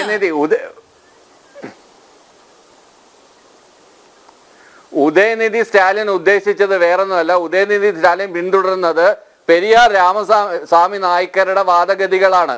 പെരിയാർ രാമസ്വാമി നായ്ക്കരുടെ വാദഗതിയല്ല എന്റെ വാദഗതി. ഉദയനിധി സ്റ്റാലിൻ ഉദ്ദേശിച്ചത് പെരിയാറിന്റെ പിന്തുടർച്ചാവകാശമാണ്. അത് ദ്രവിഡിയൻ പൊളിറ്റിക്സിന്റെ ഭാഗമാണ്. അഖിലേഷ് യാദവ് അവിടെ കുഴിച്ചു കഴിഞ്ഞാൽ ശിവലിംഗം കാണുമെന്ന് പറഞ്ഞത് സനാതന ധർമ്മത്തിനെ കളിയാക്കാനൊന്നുമല്ല, അതിനെയും ചിത്രീകരിച്ചത് സനാതന ധർമ്മത്തിനെ കളിയാക്കാനാണെന്നാണ്. ഇവിടെ ക്ഷേത്രങ്ങളിൽ ഇത്തരം ആചാരങ്ങൾ മാറ്റിക്കൂടെ എന്ന് ചോദിച്ചപ്പോൾ സനാതന ധർമ്മത്തിന് എതിരാണ് എന്നാണ് പല ആളുകളും അവകാശപ്പെടുന്നത്. ആരാണ് ഇവർക്ക് സനാതന ധർമ്മത്തിന്റെ കുത്തകാവകാശം കൊടുത്തത്? ആരാണിവർ? ഇവർക്ക് സനാതന ധർമ്മത്തിന്റെ കുത്തകാവകാശം ഏറ്റെടുക്കാൻ ഇവർക്ക് എന്തിന് ധൈര്യമാണുള്ളത്? ആരെങ്കിലും തീരെഴുതി കൊടുത്തിട്ടുണ്ടോ? ഇവിടെയാണോ ഇരിക്കുന്നത് എന്ന് ചൂണ്ടിക്കാണിച്ചുകൊണ്ട് ചോദിച്ച കേരളത്തിന്റെ മുഖ്യമന്ത്രിയുണ്ട്. അദ്ദേഹത്തിനാണോ ഈ സനാതന ധർമ്മത്തെ കുറിച്ച് പറയാനുള്ള അവകാശം ഇരിക്കുന്നത്? ഗണപതി മിത്താണെന്ന് പറഞ്ഞ സ്പീക്കറുണ്ട്. അവരാണോ സനാതന ധർമ്മത്തിന് വിലയിടാൻ നിൽക്കുന്നത്? എന്താ അല്ലേ? ഗണപതി മിത്തല്ലേ? റിയാലിറ്റി ആണോ? ഗണപതി റിയാലിറ്റി ആണോ? അല്ലാഹു റിയാലിറ്റി ആണോ? അങ്ങനെ ചോദിച്ചൂടെ? ഒരു യുക്തിവാദി സ്വാതന്ത്ര്യ ഇന്ത്യ മഹാരാജ്യത്തിലുണ്ട്. ഗണപതി മിത്താണ്. അതൊക്കെ ഓരോ കാഴ്ചപ്പാടുള്ള ഓരോരുത്തരും അങ്ങനെ ചോദിക്കും.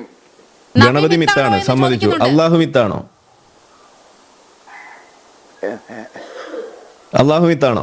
അതുകൂടി അങ്ങ് പറഞ്ഞോ. നമുക്ക് ചില യുക്തിവാദികളെ സംബന്ധിച്ചിടത്തോളം അല്ലാഹു മിത്തായിരിക്കാം. നിങ്ങളെ സംബന്ധിച്ചിടത്തോളം അല്ലാഹു നിങ്ങളെ സംബന്ധിച്ചാണ് ഞാൻ ചോദിച്ചത്. യുക്തിവാദിയല്ല, അതുകൊണ്ട് ഞാൻ അങ്ങനെ പറയുന്നില്ല. അപ്പൊ ഗണപതി മിത്തായത് നിങ്ങൾ യുക്തിവാദി അല്ലാത്തതുകൊണ്ടാണോ? മലപ്പുറത്തെ ലോക്കൽ നിങ്ങൾ പറയൂ, കാര്യം പറയൂ. അഭിപ്രായത്തിനോട് കുറിച്ച് പറഞ്ഞതാണ്. നിങ്ങൾ കാര്യം പറയൂ, നിങ്ങൾ പറയൂ. ഗണപതി മിത്താണെന്ന് നിങ്ങൾക്ക് പറയാൻ ഒരു സംശയമില്ല, ഒരു ശങ്കയുമില്ല. ആരാണ് ഫണ്ട് ചെയ്യുന്നത്? അതല്ലെങ്കിൽ ആരും ആയിക്കോട്ടെ, ഗണപതി മിത്താണെന്ന് ഞാൻ സമ്മതിക്കുന്നു. ഗണപതി മിത്താണ്, ഗണപതി മിത്താണെന്ന് ഞാൻ സമ്മതിക്കുന്നു. നിങ്ങൾ പറയൂ, അല്ലാഹു മിത്താണോ അല്ലേ? അല്ലാഹു മിത്താണോ അല്ലേ? വിഷയം മാറ്റല്ലേ, പ്രശ്നമുണ്ട്. വിഷയം മാറ്റല്ലേ, നിങ്ങൾ കാര്യത്തിന് ഉത്തരം പറയും. പിന്നെ ഞാൻ എന്ത് പറയുന്നത്? എല്ലാ ചർച്ചയിലും ചോദിക്കുന്നത് ഇസ്ലാമിനെതിരെ പറയാമോ, ഇസ്ലാമിനെതിരെ പറയാമോ എന്ന് ചോദിക്കുന്ന ആളോട് ഞാൻ എന്താ പറയേണ്ടുന്നത്? അതൊന്നും നമ്മൾ ചോദിച്ചില്ലല്ലോ, അതൊന്നും നമ്മൾ ചോദിച്ചില്ല. നിങ്ങളൊരു സാധനത്തെ എല്ലാ ചർച്ചകളിലും യൂട്യൂബ് ചാനലിലൂടെയും താങ്കളുടെ വിചാരം താങ്കൾ തസ്ലിമ നസ്രീനോ? താങ്കൾ സാറല്ല, കളസങ്കീറിന്ന് മനസ്സിലായി. ഇനി ഞാൻ കുറച്ച് കാര്യങ്ങൾ പറയാം. ഓക്കെ, ഇനി ഞാൻ കുറച്ച് കാര്യങ്ങൾ പറയാം. അതായത് ഇവിടെ നമുക്ക് പറയാനുള്ളത്, ഞാൻ ഈ ചർച്ചയ്ക്ക് വിളിച്ചപ്പോ സത്യം പറഞ്ഞു കഴിഞ്ഞാൽ അത് ഉരിയാൻ കുറച്ച് പാടാണ്, അത് ഉരിയാൻ കുറച്ച് പാടാണ്. ഓക്കെ, അത് നമുക്ക് കാണാം. നിങ്ങളുടെ തനിനിറൊക്കെ ഇവിടെ വെളിച്ചത്ത് വന്നു. അതായത് ഗണപതി മിത്താണ് എന്ന് പറയാൻ നിങ്ങൾക്ക് ഒരു ലജ്ജയുമില്ല എന്ന് പറയുന്ന ആള് ഈ അള്ളാഹുവിന്റെ കാര്യം ചോദിക്കുമ്പോ ബബ്ബ അടിക്കുന്നത് നാട്ടുകാർ കണ്ടു. അപ്പൊ ഇനി നാട്ടുകാർ തീരുമാനിച്ചുള്ള ആരുടെ തൊലിയാ ഉരിഞ്ഞത് എന്നുള്ളത് അതവിടെ നിൽക്കട്ടെ, നമുക്ക് ആ തർക്കത്തിലേക്ക് പോകാനില്ല. പോട്ടെ, കൺഗ്രാജുലേഷൻസ്. ജീസസ് ക്രൈസ്റ്റ് മിത്താണ്, തീർന്നല്ലോ, സമാധാനമല്ലോ. അപ്പൊ അതെ, നാളെ വാർത്തയിൽ വരും ഇടതുപക്ഷം സമ്മതിച്ചു അവിടെ. അപ്പൊ നിങ്ങൾ ഷംസീറിനെ തിരുത്തുകയാണോ ചെയ്യുന്നത്? ഗോവിന്ദനെ തിരുത്തുകയാണോ ചെയ്യുന്നത്? പങ്കെടുക്കുക എന്നതാണ് ഇപ്പോൾ എന്റെ ഒരു ആശങ്ക. അതെ, അല്ല, ഇപ്പൊ ഞാൻ അള്ളാഹു മിത്താണെന്ന് പറയാൻ എനിക്ക് ആരോ ഫണ്ട് ചെയ്യുന്നാ പറഞ്ഞത്. അപ്പൊ നിങ്ങളിപ്പോ അള്ളാഹു മിത്താണെന്ന് പറഞ്ഞ് നിങ്ങൾക്ക് ആരെങ്കിലും ഫണ്ട് ചെയ്തിട്ടാണോ? അതോ നിങ്ങൾ ഇപ്പൊ പെട്ടെന്ന് നിങ്ങൾ യുക്തിവാദിയായി മാറിയോ ഞൊടിയിടയിൽ? എന്താ സംഭവിച്ചത് എനിക്ക് മനസ്സിലാവുന്നില്ല. പോട്ടെ, ധൈര്യമുണ്ടോ മറ്റേതുണ്ടോ എന്നൊക്കെ ചോദിച്ചോണ്ടാണ് ഞാൻ ഈ പറഞ്ഞത്. ഞാൻ ധൈര്യം ഉണ്ടോന്ന് ചോദിച്ചില്ല, ഞാൻ ഒറ്റ കാര്യം ചോദിച്ചുള്ളൂ, അള്ളാഹു ഇത്താണോന്ന് ഞാൻ ചോദിച്ചുള്ളൂ, ധൈര്യം ഉണ്ടോന്ന് ഞാൻ ചോദിച്ചില്ല. കരുതുന്നു, അതല്ലെങ്കിൽ താങ്കൾ ആരെങ്കിലും കുട്ടിക്കാലത്ത് എന്തെങ്കിലും ചെയ്തിട്ടുണ്ടാവണം. ഈ 3 കാരണം മദ്രസാ പീഡനം ഇവിടെ നടക്കുന്നുണ്ട്, മദ്രസാ പീഡനം ഇവിടെ നടക്കുന്നുണ്ട്. ഓക്കെ, അതൊരു വലിയ പ്രശ്നം തന്നെയാണ്. ഓക്കെ, അതേപോലെ തന്നെ നിങ്ങൾ സനാതന ധർമ്മത്തിൽ അന്ധവിശ്വാസങ്ങൾ നിർമ്മാർജ്ജനം ചെയ്യാൻ വേണ്ടി നടക്കുന്ന ആളായതുകൊണ്ട് ഞാൻ പറയാണ്, ഇവിടെ ഇസ്ലാമിന്റെ ഒരു ഭാഗമായിക്കൊണ്ട് ഇവിടെ ചെറിയ കുട്ടികളെ സുന്നത്ത് കർമ്മം ഇവിടെ നടത്തുകയും അതിന്റെ ഭാഗമായിട്ട് പിഞ്ചു കുട്ടികൾ ഇവിടെ മരിച്ചു വിടുകയും ചെയ്യുമ്പോൾ ഈ ഗവൺമെന്റ്, നിങ്ങളുടെ ഗവൺമെന്റ് എന്താ ഇതിനു വേണ്ടിയിട്ട് ചെയ്തിട്ടുള്ളത്? നിങ്ങൾ ഈ ഹിന്ദു മതത്തിനെ മാത്രം നവോത്ഥാനം ചെയ്യാൻ വേണ്ടിയിട്ട് ഇറങ്ങിയിരിക്കുന്ന ആളുകൾക്ക് എന്തുകൊണ്ടാണ് ഇസ്ലാമിന്റെ ഭാഗത്ത് നിന്ന് സംഭവിക്കുന്ന മനുഷ്യ കുട്ടികളെ പോലും കൊന്നു തള്ളുന്ന ഈ സുന്നത്ത് കർമ്മത്തിനെതിരെ ഒരക്ഷരം മിണ്ടാൻ നിങ്ങൾക്ക് സാധിക്കാത്ത എന്താണ്? അതൊരു അന്ധവിശ്വാസമാണോ അല്ലേ? നിങ്ങളൊന്ന് പറഞ്ഞാട്ടെ. ഈ ഷർട്ട് ഇടുന്നതിനെ കുറിച്ചാണല്ലോ നിങ്ങളുടെ വലിയ പ്രശ്നം. ഏത് കുട്ടിയെ മരിച്ചതെന്ന് നിങ്ങൾ അറിയില്ല, അതാണ് നിങ്ങളുടെ പ്രശ്നം. ഏത് കുട്ടിയെ മരിച്ചതെന്ന് നിങ്ങൾ അറിയില്ല. ഞാൻ ചോദിക്കുന്നത് ഇതാണ്, ഇത് കേൾക്കും. അതായത് ഇവിടെ നിങ്ങൾ പറയുന്നു ക്ഷേത്രത്തിൽ ഷർട്ട് ഇടുന്നതിനെ കുറിച്ചാണല്ലോ നിങ്ങളുടെ ആവലാതി, ക്ഷേത്രത്തിൽ ഷർട്ട് ഇടുന്നതിനെ കുറിച്ചാണല്ലോ നിങ്ങളുടെ ആവലാതി. ഞാൻ ചോദിക്കുന്നു, ഇവിടെ നിങ്ങൾ പറയുന്നത് കേൾക്കും, ചോദ്യം കേൾക്കൂ, എന്നിട്ട് ഉത്തരം പറയൂ. അതായത് ഇവിടെ ഷർട്ട് ഇടുന്നതാണല്ലോ നിങ്ങളുടെ ആവലാതി. ഞാൻ ചോദിക്കുകയാണ്, ഇവിടെ ഈ കുട്ടികൾക്ക് മേലെ നടത്തുന്ന ഈ ചേലാകർമ്മം എന്ന് പറയുന്നത് ഒരു അന്ധവിശ്വാസമാണോ അല്ലേ?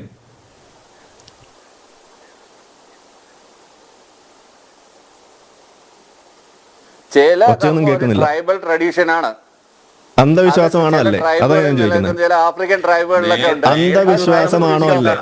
എല്ലാവരിലും ഉണ്ട്. അന്ധവിശ്വാസമാണോ അല്ലേ? അതേ ഞാൻ ചോദിച്ചുള്ളൂ. ട്രൈബൽ ആണോ നോൺ ട്രൈബൽ ആണോ എന്നൊന്നും ഞാൻ ചോദിച്ചിട്ടില്ല. അന്ധവിശ്വാസം എന്നുള്ളതല്ല, വിശ്വാസം അന്ധവിശ്വാസം എന്നുള്ള ദ്വന്ദ്ങ്ങൾ വിട്ടിട്ട് ഇതിനപ്പുറത്ത് അന്ധവിശ്വാസമാണോ അല്ലേ? വേറൊരു സ്ഥലം താങ്കൾക്ക് ആലോചിക്കാൻ മാർഗമില്ലേ? ഇത് അന്ധവിശ്വാസമാണോ അല്ലേ? Yes or no? ഇത് യെസ് ഓർ നോ ഉത്തരം പറയാനല്ല ഞാൻ ഇവിടെ, ഞാൻ മറുപടി നൽകി. അത് ചില ട്രൈബ്സിലൊക്കെ നിലനിൽക്കുന്ന ഒരു ആചാരമാണ്, അന്ധവിശ്വാസമാണോ അല്ലേ? അതാണ് ഞാൻ ചോദിക്കുന്നത്. റിലിജിയൻസിൽ അതുണ്ട്. സ്ത്രീകൾ ട്രൈബ്സ് ഉണ്ട്, ആഫ്രിക്കയിലുണ്ട്, അതിനെതിരെയുള്ള താമസമുണ്ട്. അവരുമായിട്ട് ഞാൻ സംസാരിച്ചിട്ടുണ്ട്. സ്ത്രീകളെ വരെ ഈ കർമ്മം ചെയ്യുന്ന ഏതായാലും ഉത്തരം വരാൻ പോകുന്നില്ല. എനിക്ക് കുറച്ച് കാര്യങ്ങൾ പറയാനുണ്ട്, ഞാൻ അതൊന്ന് പറയട്ടെ. നിലിമ ഒന്ന് ഇത് ഉത്തരം ഒന്നും വരാൻ പോകുന്നില്ല. ഇത് കിടന്ന് മെഴുകലുണ്ടാവും. ഇതാണ് കമ്മ്യൂണിസ്റ്റ് മെഴുകൽ എന്ന് പറയുന്നത്. വിഷയത്തിലേക്ക് വരാം. യെസ്, വിഷയം ഇവിടെ ഈ വിഷയം ഇവിടെ ഞാനൊന്ന് കംപ്ലീറ്റ് ചെയ്യട്ടെ. നിങ്ങൾ ഉത്തരവൊന്നും പറഞ്ഞിട്ടില്ല. നിങ്ങൾ അന്ധവിശ്വാസമാണെന്ന് നിങ്ങൾക്ക് പറയാൻ സാധിച്ചിട്ടില്ല. ഓക്കെ, നിങ്ങൾക്ക് അന്ധവിശ്വാസമാണെന്ന് പറയാൻ സാധിച്ചിട്ടില്ല. ഇനി എനിക്ക് കുറച്ച് കാര്യങ്ങൾ പറയണ്ട, ഒന്ന് മുഴുവനാക്കട്ടെ. ഓക്കെ, ഇവിടെ ഈ ചർച്ച ഇവിടെ വരുമ്പോൾ ഞാൻ ഇങ്ങനെ ആലോചിച്ചു, ഇതിൽ എന്തായിരിക്കും ഇതിൽ ചർച്ച ചെയ്യാൻ പോകുന്നത്? കാരണം എന്താണ്, ഒരു നായാടി മുതൽ നസ്രാണി വരെയുള്ള ഒരു ഐക്യം ഉണ്ടാകണം എന്ന് പറയുന്നത് ഒരു വളരെ പോസിറ്റീവ് ആയിട്ടുള്ള ഒരു സ്റ്റേറ്റ്മെന്റ് ആണ്. എന്ന് വെച്ചാൽ അതൊരു ഐക്യപ്പെടലിന്റെ ഒരു ധ്വനിയാണ് അതിനകത്ത് വരുന്നത്. അതിനെന്തായാലും ബോധമുള്ള ഒരാൾ വന്നിട്ട് അത് ശരിയല്ല, അങ്ങനെ ഐക്യപ്പെടാൻ പാടില്ല എന്നാരും പറയാൻ പോകുന്നില്ല. അപ്പം എന്തായാലും ഐക്യപ്പെടണം എന്നാണ് പറയാം. അപ്പം ഞാൻ ഇവിടെ ഈ ചർച്ച വരുമ്പോൾ ഇവിടെ ഇരിക്കുന്ന ആളുകളുടെ ഒരു ബാക്ക്ഗ്രൗണ്ടിൽ നമ്മൾ നോക്കുമ്പോൾ നമ്മൾ ആലോചിക്കുകയാണ്, ഇവിടെ ഇരിക്കുന്നത് ഒരു ഹിന്ദു മതത്തെ പ്രതിനിധാനം ചെയ്യുന്ന ഒരു വ്യക്തി ഇരിക്കുന്നു. അവരെ സംബന്ധിച്ചിടത്തോളം അവർ ഈ ഒരു സ്റ്റേറ്റ്മെന്റിൽ എന്താ കാണുന്നത്? അവർ കാണുന്നത് നമ്മുടെ നാട്ടിലുള്ള ഈ സാമുദായിക ഒരു സ്ഥിതിവിശേഷത്തിൽ ഉണ്ടായിട്ടുള്ള ഒരു വലിയ പ്രശ്നം, ഒരു ഇസ്ലാമൈസേഷൻ എന്ന് പറയുന്ന ഒരു പ്രശ്നം, അതിന് ഒരു പരിഹാരം എന്നോണം അല്ലെങ്കിൽ അതിൻ്റെ ഒരു ബാക്കി പത്രം എന്നോണം ഉണ്ടായിട്ടുള്ള ഒരു നെടുവീർപ്പിന്റെ ഭാഗമായിട്ടുള്ള ഒരു സ്റ്റേറ്റ്മെന്റ് ആയിട്ടാണ് ഇതിനെ നമ്മൾ കാണുന്നത് എന്ന് അവർ പറയുന്നു. വളരെ പോസിറ്റീവായിട്ടാണ് അവർ കാണുന്നതെന്ന് നമുക്ക് പറയുമ്പോൾ പോലും അവർ ഇതിൻ്റെ ഒരു പരിഹാരമായിട്ട് പോലും ഇതിനെ കാണുന്ന രീതിയിൽ അതിനെ ഉയർത്തി കാണിക്കുകയും ചെയ്യുന്നു. അത് അവരുടെ ഒപ്പീനിയനായിട്ട് അത് അവിടെ മാറ്റിവെക്കുന്നു. ഇനി ക്രിസ്ത്യൻ സമുദായത്തിൽ നിന്നുമുള്ള മറ്റൊരു വ്യക്തി ഇവിടെ ഇരുന്നിട്ട് പറയുന്നത് എന്താണ്, അവരെ സംബന്ധിച്ചിടത്തോളം കാലങ്ങളായിട്ട് അവരോടൊപ്പം ഉണ്ട് എന്ന് പറയുകയും എന്നിട്ട് അവരെ ഇതേപോലെ പറ്റിക്കുകയും ചെയ്യുന്ന, വഞ്ചിക്കുകയും ചെയ്യുന്ന ഒരു പരിപാടി, അതാണ് ഇവിടുത്തെ രാഷ്ട്രീയ പാർട്ടികൾ കാലങ്ങളായിട്ട് എടുത്തത്. അത് അവരിന്ന് തിരിച്ചറിയുന്നു. അപ്പൊ ഈ ഒരു സ്റ്റേറ്റ്മെന്റിനെ അവർ സ്വാഗതം ചെയ്യുന്നു. അതും നമുക്കിവിടെ കാണാൻ സാധിച്ചു. ഇനി ഒരു മുസ്ലിം എന്നുള്ള പക്ഷത്ത് ഇവിടെ ആരും വന്നിട്ടില്ല, എന്നാലും എന്തായിരിക്കും അവർ ഇതിനകത്ത് കാണാം? അവർ കാണാൻ എന്താണ് എനിക്ക് പറയാലോ, കാരണം ഞാനൊരു എക്സ് മുസ്ലിം ആയതുകൊണ്ട് ഞാനൊരു മുസ്ലിമിന്റെ ഷൂസിൽ ഇറങ്ങിയെന്നാൽ എനിക്ക് വളരെ ഈസി ആയിട്ട് കാണാവുന്ന കാര്യമുള്ളൂ. എന്താ കാണുക? ഞങ്ങളെല്ലാവരും ഒറ്റപ്പെടുത്തുന്നു, ഞങ്ങൾ ഇതിനകത്ത് കൂട്ടിയിട്ടില്ല എന്നുള്ളൊരു സാധനമാണ് ഇവിടെ വരിക. ഇത് വീണ്ടും ഹിന്ദു രാഷ്ട്രത്തിന്റെ ഒരു ലക്ഷണമാണ്, ഇവിടെ ബാക്കിയുള്ളവരൊക്കെ അങ്ങ് കൊണ്ടുപോകുന്നു എന്ന് പറഞ്ഞിട്ട് വേണമെങ്കിൽ അവിടെ ഒരു അപരവൽക്കരിക്കുന്ന എന്നൊരു നിലവിളി ശബ്ദം നമുക്ക് വേണമെങ്കിൽ അവിടെ കേൾക്കാം. ഇനി എക്സ് മുസ്ലിം എന്നുള്ള രീതിയിൽ എനിക്ക് ഇവിടെ എന്താ പറയാനുള്ളത്? ഇതിനകത്ത് കാണുന്ന കാഴ്ച അവിടെ ഒരു ഇസ്ലാമിന്റെ ഒരു കുഴപ്പം അതവിടെ തുറന്നു കാണിക്കുകയാണ്. ഈ ഐഡന്റിറ്റി പൊളിറ്റിക്സ് അത് വെച്ചുകൊണ്ട് ഈ മതം എന്ന് പറയുന്ന സാധനം രാഷ്ട്രീയത്തിൽ ഇറക്കാൻ അവർ ഇറക്കിക്കൊണ്ട് ബാക്കിയുള്ള ആളുകളെ ഇറക്കാൻ വേണ്ടിയിട്ട് നിർബന്ധിക്കുന്ന വളരെ തെറ്റായിട്ടുള്ള ഒരു പ്രവണത അത് ഇന്ന് തുറന്നു കാട്ടപ്പെടുന്നു. തൊലിയുരിച്ച് ഇവിടെ പൊതുജനമധ്യത്തിൽ നിർത്തപ്പെടുന്ന ഒരു കാഴ്ച അതാണ് ഇവിടെ കാണുന്നത്. അങ്ങനെ വരുമ്പോൾ ആദ്യം സ്വയം അപരവൽക്കരിക്കുകയും എന്നിട്ട് പിന്നെ ബാക്കിയുള്ള ആളുകൾ പല രീതിയിൽ അതിനെ കൂടെ നിർത്താൻ ശ്രമിക്കുമ്പോഴും അതിന് അനുവദിക്കാതെ സമ്മതിക്കാതെ നിന്നിട്ട് ഞങ്ങൾ ഒറ്റയ്ക്ക് നിന്നോളാം എന്ന് പറയുന്ന ഒരു നില അത് കാലങ്ങളായിട്ട് കൈക്കൊണ്ട് ഇന്ന് അത് തുറന്നു കാട്ടപ്പെടുന്ന ഒരു ഘട്ടം വരുമ്പോൾ അവിടെ ബാക്കിയുള്ള ആളുകൾ നിവൃത്തിയില്ലാതെ ഇനി ബാക്കി നമുക്ക് നോക്കാം എന്ന് പറഞ്ഞിട്ട് മാറുന്ന ഒരു അവസ്ഥ ഇതാണ് ഒരു എക്സ് മുസ്ലിം എന്നുള്ള രീതിയിൽ എനിക്ക് ഇതിനകത്ത് കാണാൻ കഴിയുന്നത്. അവിടെയും ഈ സ്റ്റേറ്റ്മെന്റ് പോസിറ്റീവായിട്ട് വരുന്നു. അത് ഈ മുസ്ലിങ്ങൾക്ക് ഒരു പ്രേരണയാകാൻ വേണ്ടിയിട്ട് ഇങ്ങനെയാണ് കാര്യങ്ങളെ കാണേണ്ടത്, ഈ ഐക്യപ്പെടലാണ് വേണ്ടത്, കോ എക്സിസ്റ്റൻസ് ആണ് വേണ്ടത്, അമാൽഗമേഷൻ ആണ് വേണ്ടത് എന്നൊരു സന്ദേശമാണ് അവിടെ കിട്ടുക. അത് അവർക്ക് കിട്ടുമായിരിക്കുമെന്ന് നമ്മൾ പ്രതീക്ഷിക്കുന്നു. സാധ്യത വളരെ കുറവാണ്. കാരണം എന്താണ്, അവരെ വഴി തെറ്റിക്കുന്നതിൽ ഏറ്റവും വലിയ പങ്കാർക്കാണ്?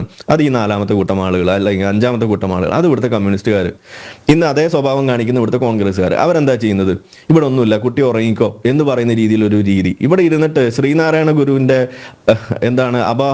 ഇതുപോലുള്ള മദ്ഹ് പാടുന്ന ഒരു കാഴ്ച ഇതാണ് നമ്മളിവിടെ കാണുന്നത്. ശ്രീനാരായണ ഗുരുവിന് എന്തെങ്കിലും കുറവുണ്ടെന്ന് ഇവിടെ ആരും വിശ്വസിക്കുന്നില്ല. അദ്ദേഹം എന്താണ് ഈ സമൂഹത്തിന് നൽകിയ സംഭാവന എന്ന് വളരെ മികച്ച രീതിയിൽ മനസ്സിലാക്കുന്ന ആളുകളാണ് ഇവിടെ ഇരിക്കുന്ന ഓരോ ആളുകളും. അപ്പോൾ ഇവിടെ മദ്ഹ് പാടേണ്ട കാര്യമില്ല. പിന്നെ എന്തിനായിരിക്കും ഇവിടെ ഇരുന്നിട്ട് അദ്ദേഹം അത് ചെയ്തു ഇത് ചെയ്തു എന്നൊക്കെ പറയുന്നത്? അതെന്തിനാന്ന് വെച്ചാൽ യഥാർത്ഥ വിഷയത്തിലേക്ക് ചർച്ച പോകാൻ പാടില്ല. അവിടെ അതിനെ ഒളിപ്പിച്ചു വെച്ചിട്ട് ബാക്കിയുള്ള നാട്ടിലെ സകലമാന കാര്യത്തെക്കുറിച്ച് പറഞ്ഞുകൊണ്ടിരിക്കുക. ഇതല്ലേ നമ്മളിവിടെ കണ്ടത്. അങ്ങനെ പറയുന്നതിൻ്റെ ഇടയിൽ അദ്ദേഹം പറയുന്നു ഇവിടെ ശ്രീനാരായണ ഗുരു ജാതീയതയ്ക്കെതിരെ വലിയ തോതിൽ പോരാടിയ ആളാണെന്ന് പറയുമ്പോൾ ഒരു കാര്യം നമ്മൾ സമ്മതിക്കുന്നു, ജാതീയത നമ്മുടെ സമൂഹത്തിൽ വലിയ പ്രശ്നമാണ്. അതിനെ അഡ്രസ്സ് ചെയ്യേണ്ട കാലഘട്ടം അതിക്രമിച്ചിരിക്കുകയാണ്. അത് ഇന്നും നമ്മൾ ചർച്ച ചെയ്യേണ്ടി വരുന്നു എന്ന് തന്നെ നമുക്ക് ഏറ്റവും വലിയൊരു നാണക്കേടാണ്. എന്നാലും ഇവിടെ അത് വലിയ സംഭവമായിട്ട് പറയുന്ന ഈ ഇടതുപക്ഷത്തിന്റെ വക്താവിനോട് എനിക്ക് ചോദിക്കാനുള്ളത്, ശ്രീനാരായണ ഗുരു പറഞ്ഞ എന്താണ്? ഇത് ജാതി ചോദിക്കാനേ പാടില്ല എന്ന് പറയുന്നു. അതോടൊപ്പം തന്നെ ശ്രീനാരായണ ഗുരു പറഞ്ഞ മറ്റൊരു കാര്യം എന്താണ്? ജാതി വ്യവസ്ഥിതി നിലനിർത്തുന്നതിൽ തുല്യ പങ്ക് അത് താഴ്ന്ന ജാതികൾക്കുണ്ട് എന്ന് പറഞ്ഞൊരു വ്യക്തിയും കൂടിയാണ്. താങ്കൾ ഈ പറഞ്ഞതിനോടൊക്കെ യോജിക്കുന്നുണ്ടോ? ജാതി ചോദിക്കാൻ പാടില്ല എന്ന് പറയുന്ന സംഗതി നിങ്ങൾ പറയുന്നുണ്ടെങ്കിൽ നിങ്ങൾ ഈ ജാതി ചോദിക്കാതെ ഇരിക്കാനുള്ള എന്ത് സാധ്യതയാണ് നിങ്ങളുടെ ഭരണകൂടത്തിന്റെ ഭാഗമായിട്ട് നിങ്ങളുടെ ഭരണത്തിന്റെ കീഴിൽ ഇവിടെ കൊണ്ടുവരാൻ എന്ത് ശ്രമമാണ് നിങ്ങൾ നടത്തിയിട്ടുള്ളത്? അപ്പൊ നിങ്ങളിങ്ങനെ പോക്കറ്റിൽ ശ്രീനാരായണ ഗുരുവിന്റെ ചിത്രവും ഒട്ടിച്ച് നടന്നാലൊന്നും ഇവിടെ ഈ ജാതീയത ഇല്ലാതെയാവില്ല. അതിന് വേണ്ട പണിയെടുക്കണം. അത് ചെയ്യാതെ അവിടെ പോയി നിന്നിട്ട് ജാതി പ്രീണനം നടത്തുന്നതിന് വേണ്ടിയിട്ടുള്ള പണിയെടുക്കുകയും എന്നിട്ട് അവരുടെ സംഘടനകളുടെ വോട്ട് കിട്ടാൻ വേണ്ടിയിട്ടുള്ള പരിപാടി ഒപ്പിക്കുകയും ചെയ്തിട്ട് ഇപ്പുറത്ത് വന്ന് നിന്നിട്ട് ശ്രീനാരായണ ഗുരുവിന് ജയ് വിളിച്ചാലൊന്നും ജാതീയത ഇല്ലാതെയാവില്ല. അങ്ങനെ ചെയ്യണമെന്നുണ്ടെങ്കിൽ നമ്മൾ പറയുന്നു യുക്തിവാദി എന്നുള്ള രീതിയിൽ അല്ലെങ്കിൽ ഒരു സ്വതന്ത്ര ചിന്തകൻ എന്നുള്ള രീതിയിൽ നമ്മൾ പറയുന്നത് ജാതി ചോദിക്കാൻ പാടില്ല എന്ന് തന്നെയാണ് നമ്മളും പറയുന്നത്. താഴ്ന്ന ജാതിക്കും അതിനകത്ത് പങ്കുണ്ടെന്നാണ് നമ്മൾ പറയുന്നത്. അതിനെ അഡ്രസ്സ് ചെയ്യേണ്ട വഴികളാണ് നോക്കേണ്ടത്. എഡ്യൂക്കേഷൻ, അതുപോലെ എക്കണോമിക് റിഫോർമേഷൻസ്, അതാണ് നമ്മളിവിടെ കൊണ്ടുവരേണ്ടത്. അതിന് എന്ത് പണിയാണ് നിങ്ങൾക്ക് ചെയ്യാനുള്ളത്? നിങ്ങൾ ഈ ഖജനാവ് കട്ടുമുടിച്ചിരിക്കുന്ന ഈ ഘട്ടത്തിൽ ഇനി എന്താണ് ഇവിടെ ഈ സാമ്പത്തിക ഉന്നമനം വെച്ചുവിട്ട് നിങ്ങൾക്ക് എന്താ ചെയ്യാനുണ്ടാവുക? ഒരു മണ്ണാങ്കട്ടം ചെയ്യാനില്ല. ഇതാണ് കേരളത്തിന്റെ ഇന്നത്തെ അവസ്ഥ. ഇവിടെ ഇരുന്നിട്ടാണ് ഞാൻ നിങ്ങളോട് ചോദിക്കുന്നത്, ഈ ഒരു സ്റ്റേറ്റ്മെന്റിൽ നിങ്ങൾ ഇതുപോലെ ഒരു പോസിറ്റീവായിട്ടാണെന്ന് പറഞ്ഞിട്ട് തുടങ്ങിയിട്ട് ഈ വിഷയത്തെ അങ്ങ് വഴി തെറ്റി കൊണ്ടുപോയി ഈ ചർച്ചയെ തന്നെ വഴി തെറ്റിക്കുന്ന അവസ്ഥയിലേക്ക് കൊണ്ടുപോകുമ്പോൾ എനിക്ക് നിങ്ങളോട് ആദ്യം ഇവിടെ ഇല്ലാതിരുന്ന സമയത്ത് ഉയർത്തിയ ഒരു ചോദ്യം അത് തന്നെയാണ് നിങ്ങളോട് എനിക്കും ഇനിയും ചോദിക്കാനുള്ളത്. നിങ്ങൾക്ക് ഈ ഐഡന്റിറ്റി പൊളിറ്റിക്സ് നിർത്തണം, മുസ്ലിം സംഘടനകളോട് അത് നിർത്തണം എന്ന് പറയാനുള്ള ഒരു ത്രാണി നിങ്ങൾക്കുണ്ടോ? നിങ്ങൾ പൊതുജന ഇതുപോലെയുള്ള രാഷ്ട്രീയ പാർട്ടികളുടെ ഭാഗമായിട്ട് ചേർന്നുകൊണ്ട് ഈ രാഷ്ട്രീയത്തിൽ മതം കലർത്തുന്ന പരിപാടി ഈ മുസ്ലിങ്ങൾ ആ സംഘടനകൾ അത് നിർത്തണം. സമസ്തയൊക്കെ ചെയ്യുന്നതല്ലേ? ഇവിടുത്തെ ഇടതുപക്ഷം എന്താ പറഞ്ഞത്? യൂണിഫോം സിവിൽ കോഡിന്റെ വിഷയത്തിൽ എന്താ പറഞ്ഞത്? നിങ്ങൾ EMS-നെ കോട്ട് ചെയ്ത് EMS പണ്ട് ഇത് വേണമെന്ന് പറഞ്ഞ ആളാണ്. ഇന്ന് നിങ്ങൾ എന്താ പറയുന്നത്? ശരിയത്ത് ഇപ്പൊ വേണ്ട, അല്ലെ ഈ യൂണിഫോം സിവിൽ കോഡ് ഇപ്പൊ വേണ്ട, ശരിയത്താണ് ശരിയെന്ന് നിങ്ങൾ പറയുന്നു. നിങ്ങൾ ഇവിടെയുള്ള ശരിയത്തിന്റെ ഭാഗമായിട്ട് സ്വത്തവകാശത്തിന്റെ ഭാഗമായിട്ട് ഇവിടുത്തെ ഒരു സ്ത്രീ സംഘടന അവരൊരു കേസിന് പോയ സമയത്ത് അവർക്കെതിരെ സത്യവാങ്മൂലം കൊടുത്ത സർക്കാരാണ് ഇരിക്കുന്നത്. അതിന്റെ വക്താവാണ് താങ്കൾ. ഇവിടെ എന്താ ചെയ്തത്? നിങ്ങൾ പറഞ്ഞു ശരിയത്താണ് ശരി, സ്ത്രീക്ക് അങ്ങനെ തുല്യ അവകാശത്തിന്റെ ആവശ്യമൊന്നുമില്ല എന്ന് പറഞ്ഞിട്ട് സത്യവാങ്മൂലം കൊടുക്കുന്ന അവസ്ഥ വരെ ഇവിടെ ഉണ്ടായി. എന്നിട്ട് നിങ്ങൾ പറയാണ് നവോത്ഥാനം നിങ്ങളുടെ കുത്തകയാണെന്ന്. അത് നിങ്ങൾ പാർട്ടി ഓഫീസിൽ പറഞ്ഞാൽ മതി എന്ന് എനിക്ക് പറയാനുള്ളൂ. അപ്പൊ നിങ്ങൾ ഇവിടെ ചെയ്തുകൊണ്ടിരിക്കുന്ന കാര്യം ഇവിടെ വ്യക്തമാണ്. ആ വ്യക്തമായ കാര്യം എന്താണെന്ന് ചോദിച്ചു കഴിഞ്ഞാൽ ഒരു വശത്തേക്ക് ഗണപതിയുടെ വശം വരുമ്പോൾ നിങ്ങൾക്ക് അത് മിത്താകാം, അത് കെട്ടുകഥയാണ്, ഒക്കെ ശരിയാണ്. പക്ഷെ അള്ളാഹുവിന്റെ വശം വരുമ്പോൾ അത് നിങ്ങൾക്ക് ബബ്ബയായി മാറുന്നു. അവിടെ നിങ്ങൾക്ക് കൃത്യമായിട്ട് ഉത്തരം പറയാൻ പറ്റുന്നില്ല. നിങ്ങൾക്ക് ഷർട്ട് ഇടുക ഊരുക എന്നൊക്കെ പറയുന്നത് വലിയ പ്രശ്നമാണ്. കുട്ടികളെ ചേലാകർമ്മത്തെ കുറിച്ച് ചോദിക്കുമ്പോൾ അതിനെക്കുറിച്ച് മിണ്ടാൻ പോലും അതൊരു ഒരു അന്ധവിശ്വാസമാണെന്നുള്ളൊരു വാക്ക് പോലും നിങ്ങൾക്ക് പറയാൻ ത്രാണിയില്ലാതെയാവുന്നു. ഇതാണ് നമ്മളിവിടെ കണ്ടത്. അപ്പോൾ അതുകൊണ്ട് നിങ്ങൾക്ക് എടുത്താൽ പൊങ്ങാത്ത പണിക്കൊന്നും നിങ്ങൾ നിൽക്കണ്ടെന്ന് എനിക്ക് പറയാനുള്ളൂ. ഇവിടെ കാര്യങ്ങൾ വ്യക്തമാണ്. നിങ്ങൾ ചെയ്തുകൊണ്ടിരുന്ന ഇത്രയും നാൾ പ്രവർത്തിപ്പിച്ചുകൊണ്ടിരുന്ന ഈ യന്ത്രം അതിന്റെ ഭാഗമാണ് ഇപ്പൊ നമ്മൾ കണ്ടുകൊണ്ടിരിക്കുന്ന ഈ പരിപാടികളെല്ലാം. അപ്പൊ അതുകൊണ്ട് ഇതാണ് നമുക്കിവിടെ ഈ ഒരു വിഷയത്തിൽ എനിക്ക് അവസാനമായിട്ടും ആദ്യമായിട്ടും പറഞ്ഞു വെക്കാനുള്ളത്. ഓക്കെ കാസയുടെ പ്രതിനിധി കെവിൻ പീറ്ററിലേക്കാണ് പോകുന്നത്. ശ്രീ കെവിൻ പീറ്റർ, ഈ ഉയർന്നു വന്ന വിവാദങ്ങളുടെ എല്ലാം അടിസ്ഥാനം എന്താണെന്ന് നമുക്ക് പരിശോധിക്കാം. അത് കൃത്യമായ ഒരു വോട്ട് ബാങ്ക് പൊളിറ്റിക്സ് മുഖ്യമന്ത്രി കളിക്കുന്നു എന്നല്ലേ ഇതിൽ നിന്ന് അർത്ഥമാക്കേണ്ടത്? വളരെ കൃത്യമായി ഒരു വിഭാഗത്തിൻ്റെ വോട്ട് ചോർന്നു പോയി എന്ന് മനസ്സിലാക്കിയതിലുള്ളൊരു വേവലാതിയല്ലേ ഇപ്പോൾ ഈ വന്നിരിക്കുന്ന സനാതനധർമ്മ വിവാദമായാലും ഇത്തരത്തിൽ ഈ നിലപാടുകളോട്, വെള്ളാപ്പള്ളിയൊക്കെ എടുക്കുന്ന ഈ നിലപാടുകളോട് ഇവർ മുഖം തിരിച്ചു നിൽക്കുന്നതിൻ്റെ യഥാർത്ഥ രാഷ്ട്രീയം അതല്ലേ? അതുകൂടി ചർച്ച ചെയ്ത് പോയാലേ ഈ ചർച്ച സമഗ്രമായി തീരുകയുള്ളൂ. ജയരാജൻ സാറ് സംസാരിച്ചു തുടങ്ങിയപ്പോൾ ഞാൻ വളരെ പ്രതീക്ഷയോടെ കാത്തിരുന്നു. ഇതിനെക്കുറിച്ചൊക്കെ ആധികാരികമായിട്ട് എന്തെങ്കിലും പറയുന്നു. സാറ് ഇന്ത്യയിൽ ഉണ്ടായ പല സംഭവങ്ങൾ സ്വാതന്ത്ര്യം കിട്ടുന്നതിന് മുമ്പുള്ള കാലഘട്ടത്തിലൂടെയൊക്കെ സഞ്ചരിച്ച് യഥാർത്ഥ വിഷയത്തെക്കുറിച്ച് ഞാൻ തന്നെ പറഞ്ഞില്ല. സാറേ, വെള്ളാപ്പള്ളി നടേശൻ സാറി പറയുന്ന പോലെ താത്വിക അവലോകനത്തിന്റെ ഒന്നും യാതൊരു ആവശ്യമില്ല. ഈ നാനാത്വത്തിൽ ഏകത്വോ അല്ലെങ്കിൽ മറ്റെന്തെങ്കിലും ഒന്നും ആവശ്യമില്ല. അദ്ദേഹം ഇന്നത്തെ സാമൂഹ്യ അന്തരീക്ഷം വെച്ചുകൊണ്ട് ഇവിടെ ക്രിസ്ത്യാനിക്കും ഹിന്ദുവിനും നിൽക്കണമെന്നുണ്ടെങ്കിൽ രണ്ടു കൂട്ടരും ഒന്നിച്ചേ മതിയാവൂ എന്നുള്ളൊരു കാര്യം വളരെ സിമ്പിൾ ആയിട്ട് പറഞ്ഞതാണ്. പക്ഷെ അതിൽ നിന്നും നിങ്ങൾക്ക് ആ വിഷയം ഇവിടെ ചർച്ചയാവാതിരിക്കാൻ, തുടർ ചർച്ചകൾ ഉണ്ടാകാതിരിക്കാനും അത് മറ്റിതിലേക്കും പോകാതിരിക്കാനായിട്ട് ബോധപൂർവം മുഖ്യമന്ത്രിയും താങ്കളും എല്ലാം ആ വിഷയത്തെ ഡൈവേർട്ട് ചെയ്യുകയാണ് ചെയ്യുന്നത്. ഇത് ഒരേ സമയം ഒരു വോട്ട് ബാങ്ക് കാട്ടി ഭയപ്പെടുത്തി നിർത്തിയിരിക്കുന്ന മുസ്ലിം സമുദായത്തെ പ്രീണിപ്പിക്കുകയും ഒപ്പം യഥാർത്ഥ വിഷയത്തിൽ നിന്നും ഹിന്ദു സമൂഹത്തിന്റെ ശ്രദ്ധയെ വഴിതിരിച്ചു വിടുകയാണ് ഈ ചെയ്യുന്നത്. ഇന്ന് ഇതിനെ പ്രത്യേകിച്ച് എടുത്തു പറയേണ്ട കാര്യം, പിണറായി വിജയൻ ഇതിനെക്കുറിച്ച് പറഞ്ഞു. ശ്രീനാരായണ ഗുരുവിനെയും സനാതന ധർമ്മത്തെയും ബന്ധപ്പെടുത്തി പറഞ്ഞപ്പോൾ ആദ്യം അതിനെ സ്വാഗതം ചെയ്ത രാഷ്ട്രീയ പ്രസ്ഥാനം ഏതാണ് സാറേ? ഡിവൈഎഫ്ഐ ആണോ? അതോ കമ്മ്യൂണിസ്റ്റ് പാർട്ടിയോ? അത് വേറെ ഏതെങ്കിലും നിങ്ങളുടെ പോഷക സംഘടന വല്ലതും? അല്ല, ആദ്യം സപ്പോർട്ട് ചെയ്ത ആരാന്നറിയാവോ? CPI ലത്തീഫാണ്. ആരാണ് CPI ലത്തീഫ്? SDP-യുടെ സംസ്ഥാന പ്രസിഡന്റ്. SDP ആണ് അതിനെ സ്വാഗതം ചെയ്യുന്നത്. മുഖ്യമന്ത്രിയുടെ ശ്രീനാരായണ ഗുരുവിനെയും സനാതന ധർമ്മത്തെയും കുറിച്ച് പറഞ്ഞ ആ കാര്യങ്ങളെ സപ്പോർട്ട് ചെയ്യുന്നു, സ്വാഗതം ചെയ്യുന്നത്. അപ്പൊ എന്താണ് ഇതിന്റെ കാര്യം? അത് നമുക്ക് വളരെ സിമ്പിൾ ആയിട്ട് മനസ്സിലാക്കാം. ഇതിന്റെയൊക്കെ ആകത്തുക എന്താണെന്നും എവിടോട്ടാണ് ഉദ്ദേശിക്കുന്നത്, എങ്ങനെയാണ് ഇതിന്റെ കാരണങ്ങളൊന്നും. കാരണം ഇവിടെ ഇങ്ങനെ ഒരു ഐക്യം ഉണ്ടായി വരാൻ പാടില്ല. ഉടൻ തന്നെ അതിനകത്ത് വേറൊരു വിഷയം കൊണ്ടിട്ട് അതിനെ ഡൈവേർട്ട് ചെയ്യാൻ ചതുർവർണ്ണമൊക്കെ അതിനകത്ത് കൊണ്ട് കുത്തിക്കഴിക്കുകയാണ്. അപ്പൊ ഇത് വളരെ ബോധപൂർവം തന്നെ ചെയ്യുന്ന. ഇപ്പൊ ശരിക്കും പറഞ്ഞാലേ ക്രിസ്ത്യൻ സമുദായത്തിന്റെ കാര്യം എടുത്താൽ കഴിഞ്ഞ 10 വർഷത്തിനുള്ളിൽ എന്താണ് ഇപ്പോൾ ഭരിക്കുന്ന പ്രധാനപ്പെട്ട ഭരണകക്ഷിയുടെ ഭാഗത്ത് നിന്ന് ക്രിസ്ത്യൻ സമുദായത്തിന് ഉണ്ടായിട്ടുള്ള സഹായങ്ങളും നേട്ടങ്ങളും ഏതെങ്കിലും വേണ്ട, നിങ്ങൾ അധികമൊന്നും ചെയ്യേണ്ട, നീതിയുടെ ഭാഗത്ത് എന്തെങ്കിലും നിന്നിട്ടുണ്ടോ? ആദ്യമായിട്ട് ക്രിസ്ത്യൻ സമുദായത്തിന് വേണ്ടിയിട്ട് നിങ്ങൾ രംഗത്തിറങ്ങിയത് എപ്പോഴാ? ഈ പറവൂരിലെ ഇവിടെ പാലക്കാട് കരോളിന്റെ ഒരു വിഷയം ഉണ്ടായപ്പോൾ അതിൽ കരോൾ നടത്താനായിട്ട് ഡിവൈഎഫ്ഐക്കാർ വന്നു. അല്ലാതെ കഴിഞ്ഞ 10-15 വർഷത്തിനുള്ളിൽ കേരളത്തിലെ ഏത് ക്രിസ്ത്യാനികളുടെ വിഷയത്തിലാണ് ഡിവൈഎഫ്ഐയോ കമ്മ്യൂണിസ്റ്റ് പാർട്ടിയോ ഒരു പ്രകടനത്തിന് വന്നിട്ടുണ്ടോ? ഇല്ല. പക്ഷെ പാലക്കാട് കരോൾ നടത്താൻ വന്നു. ഈ ഘട്ടത്തിൽ ഒരു കാര്യത്തെ കുറിച്ച് അങ്ങയുടെ ഓർമ്മയിലേക്ക് ഒരു കാര്യം കൊണ്ടുവരണം. ഒരു രണ്ട് വർഷം മുമ്പ് കോട്ടയത്തുണ്ടായ ഒരു സംഭവമില്ലേ? ഈ കരോൾ സംഘത്തെ പള്ളിയിൽ പൂട്ടിയിട്ടു. അവർക്ക് പുറത്തിറങ്ങാൻ പറ്റാതെ 3 ദിവസത്തോളം അവരോടിരുന്നു. അങ്ങനെ പൂട്ടിയിട്ടതിന്റെ പേരാണ് ഡിവൈഎഫ്ഐ. ആ ഡിവൈഎഫ്ഐ ആണ് പാലക്കാട് കരോൾ സംഘടിപ്പിച്ചത്. അതെ, അത് പഴയ സംഭവം. ആ സംഭവം ഉൾപ്പെടെ ഇവർ ഒരിടത്തും ഈ 10-15 വർഷങ്ങൾക്കുള്ളിൽ ഇവർ പഠിക്കുന്ന സമയത്ത് ഒരിക്കൽ പോലും ക്രിസ്ത്യൻ സമുദായത്തിന്റെ ഒരു പ്രശ്നത്തിന് ഇവർ എല്ലാം പ്രതിസ്ഥാനത്ത് നിന്നിട്ടുള്ളൂ. പ്രതികൾക്ക് വേട്ടക്കാർക്കൊപ്പമായി നിന്നുള്ളൂ, ഇരകൾക്കൊപ്പമായ ക്രിസ്ത്യാനികൾക്കൊപ്പം നിന്നിട്ടില്ല. ഈ പാലക്കാട് കരോൾ നടത്താൻ പോയ ഡിവൈഎഫ്ഐ എന്തുകൊണ്ടാണ് വയനാട്ടിലെ കൽപ്പറ്റയ്ക്കടുത്തുള്ള പനമരം സർവീസ് കോഓപ്പറേറ്റീവ് ബാങ്കിലെ പുൽക്കൂട് പുനഃസ്ഥാപിക്കാതിരുന്നത്? അവിടെ ഭരിക്കുന്നത് UDF-ഉം മുസ്ലിം ലീഗും ചേർന്നാണ്. അവിടെ സ്ഥാപിച്ച ക്രിസ്മസ് ട്രീയും പുൽക്കൂടും മതമൗലികവാദികളുടെ ഭീഷണികളെ തുടർന്ന് എടുത്തു മാറ്റി. നിങ്ങൾ അറിഞ്ഞായിരുന്നല്ലോ എന്തുകൊണ്ടാണ് ഡിവൈഎഫ്ഐ ആ പുൽക്കൂട് പുനഃസ്ഥാപിക്കാതിരുന്നത്? അവസാനം സോഷ്യൽ മീഡിയയിൽ ആ വാർത്ത പരക്കുകയും അത് ചർച്ചയാവുകയും ചെയ്തതോടുകൂടി മുഖ്യധാര മാധ്യമങ്ങൾ എല്ലാം അത് പൊക്കി. ഒരു രാഷ്ട്രീയക്കാരൻ അതിനെ കുറിച്ചൊന്നും പറഞ്ഞില്ല. അവസാനം പേരിന് വേണ്ടിയിട്ട് ട്രീ മാത്രം അവിടെ കൊണ്ടുവച്ചു. പുൽക്കൂടോ അതിലുള്ള തിരുസ്വരൂപങ്ങളോ ഒന്നും പുനഃസ്ഥാപിച്ചില്ല. എന്തുകൊണ്ടാണ് ഡിവൈഫൈ അവിടെ അത് ചെയ്യാതിരുന്നത്? അപ്പൊ നിങ്ങൾ ഒന്നും ക്രിസ്ത്യാനികൾക്ക് വേണ്ടി ചെയ്യുന്നില്ല. അതുപോലെ തന്നെയാണ് കോൺഗ്രസിന്റെ നേതൃത്വത്തിലുള്ള UDF-ഉം. അതുകൊണ്ട് ക്രിസ്ത്യാനികൾ മാറി ചിന്തിക്കാൻ തയ്യാറായി.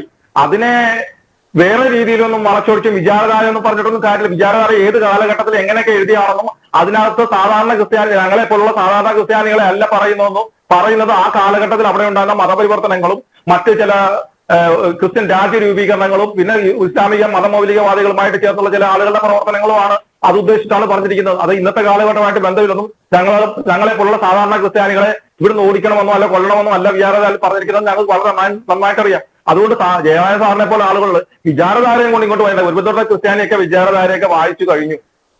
അതിന്റെ മലയാള പതിപ്പും ഇംഗ്ലീഷ് പതിപ്പും എല്ലാം ആമസോണിൽ ലഭ്യമാണ്, എല്ലാവരുടെയും കയ്യിലുണ്ട്.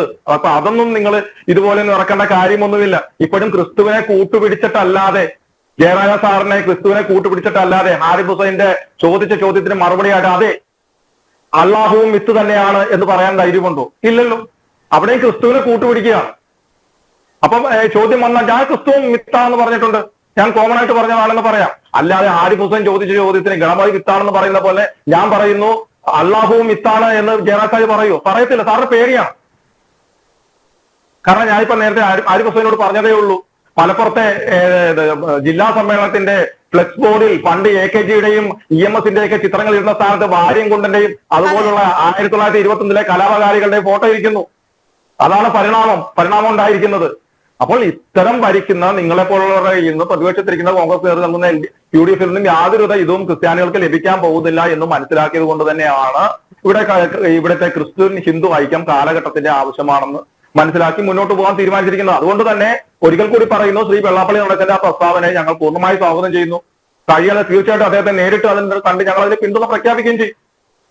അത് കാരണം രണ്ടു കൂട്ടരുടെയും നിലനിൽപ്പിന്റെ ആവശ്യമാണ്. നിങ്ങൾ എന്തൊക്കെ പറഞ്ഞതിനെ ചർച്ച വഴിതിരിച്ചു എങ്ങനെ ഏതൊക്കെ രീതിയിലുള്ള കൊണ്ടുപോയെന്ന് പറഞ്ഞാലും ശരി, ആ ഐക്യം കാലഘട്ടത്തിന്റെ ആവശ്യമാണ്. കാര്യം നിങ്ങളുടെ എല്ലാ താക്കോൽ സ്ഥാനങ്ങളും നിയന്ത്രിക്കുന്നത് പൊളിറ്റിക്കൽ ഇസ്ലാമാണ്.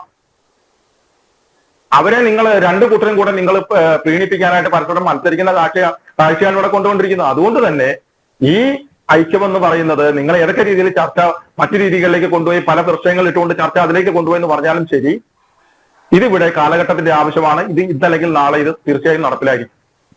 യെസ്, ക്രൈസ്തവ സമൂഹം അത് വളരെ കൃത്യമായി തിരിച്ചറിഞ്ഞു കഴിഞ്ഞു. ഡോക്ടർ ബി ജയരാജ്, ഈ വാരിയം കുന്നനൊക്കെ CPM-ന്റെ ഫ്ലക്സിലേക്ക് നിറയുന്നതിനെക്കുറിച്ചെല്ലാം ഒരു ചർച്ച വേണം, അതിനെക്കുറിച്ച് അഭിപ്രായം എടുക്കേണ്ടതുണ്ട്. ഈ ചർച്ച അവസാന ഘട്ടത്തിലേക്ക് കടക്കുകയാണ്. എല്ലാ അതിഥികൾക്കും കുറച്ച് സമയം മാത്രമേ ഉണ്ടാകുകയുള്ളൂ. ആദ്യം ഡോക്ടർ ബി ജയരാജ്, അങ്ങ് ഉയർത്തിയ ഈ ഒരു വിവാദങ്ങൾ, അതിനുള്ള വളരെ കൃത്യമായ മറുപടി ആരിഫ് ഹുസൈൻ്റെ ഭാഗത്തു നിന്നും കെവിൻ പീറ്ററിൻ്റെ ഭാഗത്തു നിന്നും ഉണ്ടായി. അതായത് ക്രൈസ്തവ വിഭാഗം വളരെ കൃത്യമായി തിരിച്ചറിഞ്ഞിരിക്കുകയാണ് നിങ്ങളുടെ ഇടത് വലത് മുന്നണികളുടെ അജണ്ട എന്ന് വളരെ കൃത്യമായി പറയുകയാണ്. ഈ ഹിന്ദുക്കളെയൊക്കെ കൂട്ടക്കൊല നടത്തിയ വാരിയം കുന്നനൊക്കെ നിങ്ങളുടെ ഫ്ലെക്സ് ബോർഡുകളിൽ എങ്ങനെയാണ് ഇടം പിടിക്കുന്നത്? ഈ പൊളിറ്റിക്കൽ ഇസ്ലാമിൻ്റെ കടന്നുകയറ്റം എന്ന് അപ്പുറത്ത് വിമർശനം ഉയരുമ്പോൾ അത് അതേപടി ശരിയാണ് എന്ന് സ്ഥാപിക്കുകയാണ് നിങ്ങൾ ഓരോ ഘട്ടത്തിലും ചെയ്യുന്നത്.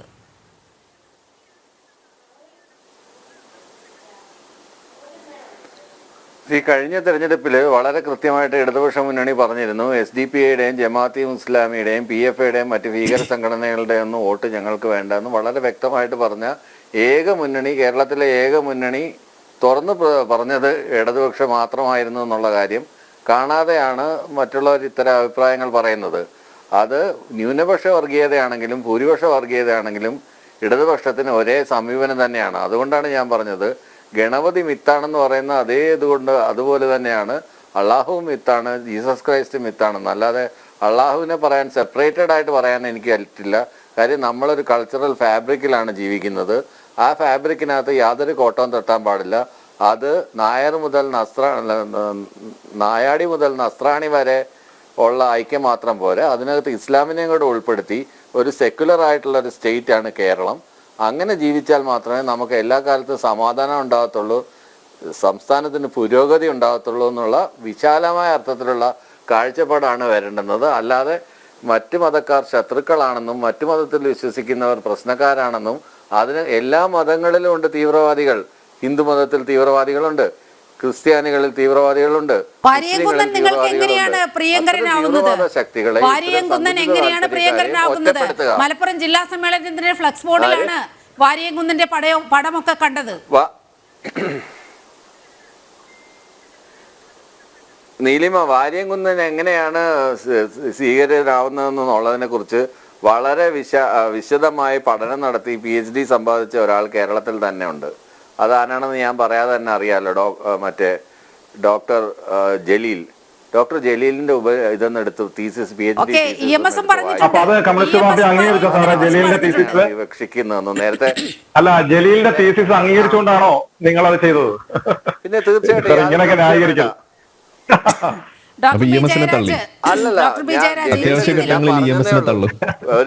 ഇപ്പൊ അടുത്തുള്ളൊരു ഉദാഹരണം പി പരമേശ്വരനെയൊക്കെ കോട്ട് ചെയ്തുകൊണ്ട് ഞാൻ പറഞ്ഞതേ ഉള്ളൂ. ജലീൽ അതിനെ കുറിച്ച് ആധികാരികമായിട്ട് ഒരു പുസ്തകം പ്രസിദ്ധീകരിച്ചിട്ടുണ്ട്. അതിനകത്ത് വായിച്ചു കഴിഞ്ഞാൽ വാര്യംകുന്നനെ മറ്റൊരു രീതിയിൽ വായിച്ചെടുക്കാൻ മനസ്സിലായിട്ട് കാണാനായിട്ട് പറ്റും.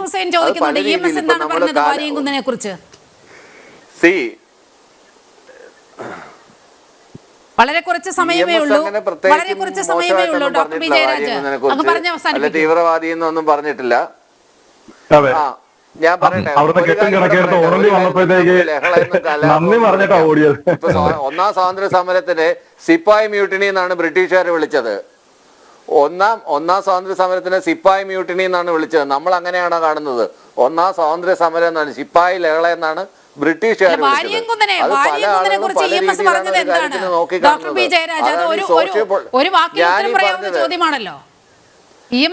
വാര്യംകുഞ്ഞിനെ കുറിച്ച് മോശമായിട്ടൊന്നും EMS പറഞ്ഞിട്ടില്ല. തലയിൽ അങ്ങനെ കുറ്റം ആരോപിക്കുന്നു വേണ്ട. വാര്യംകുഞ്ഞിനെ കുറിച്ച് സമയം മാത്രമേ ഉള്ളൂ. നമ്മൾ വളരെ കാതലായ ഒരു വിഷയത്തിലേക്ക് കടക്കേണ്ടതുണ്ടായിരുന്നു. ഇത്തരത്തിൽ വെള്ളാപ്പള്ളി നടേശന്റെ വാക്കുകളെ തമസ്കരിക്കാൻ ഇവിടുത്തെ മാധ്യമങ്ങളും ഇടത് വലത് മുന്നണികൾ നടത്തിയ ഒരു ശ്രമം നമ്മുടെ മുന്നിൽ നിൽക്കുകയാണ്. എന്തുകൊണ്ടാണ് ഇത്തരത്തിൽ മുഖ്യമന്ത്രി ഈ സനാതനധർമ്മ വിവാദമൊക്കെ എടുത്തിടുന്നതിന് പിന്നിൽ നിന്ന് നമുക്ക് വളരെ കൃത്യമായി അറിയാം. ലോക്സഭാ തെരഞ്ഞെടുപ്പിൽ ഹിന്ദു വോട്ടുകൾ, പ്രത്യേകിച്ച് ഈഴവ വോട്ടുകൾ പൂർണ്ണമായും BJPയിലേക്ക് പോരുന്നൊരു സാഹചര്യമുണ്ടായി. അവരുടെ ഒരു ഫിക്സഡ് ഡെപ്പോസിറ്റ് ഒഴുകിപ്പോകുന്ന കാഴ്ച ലോക്സഭാ തെരഞ്ഞെടുപ്പിൽ കണ്ടു.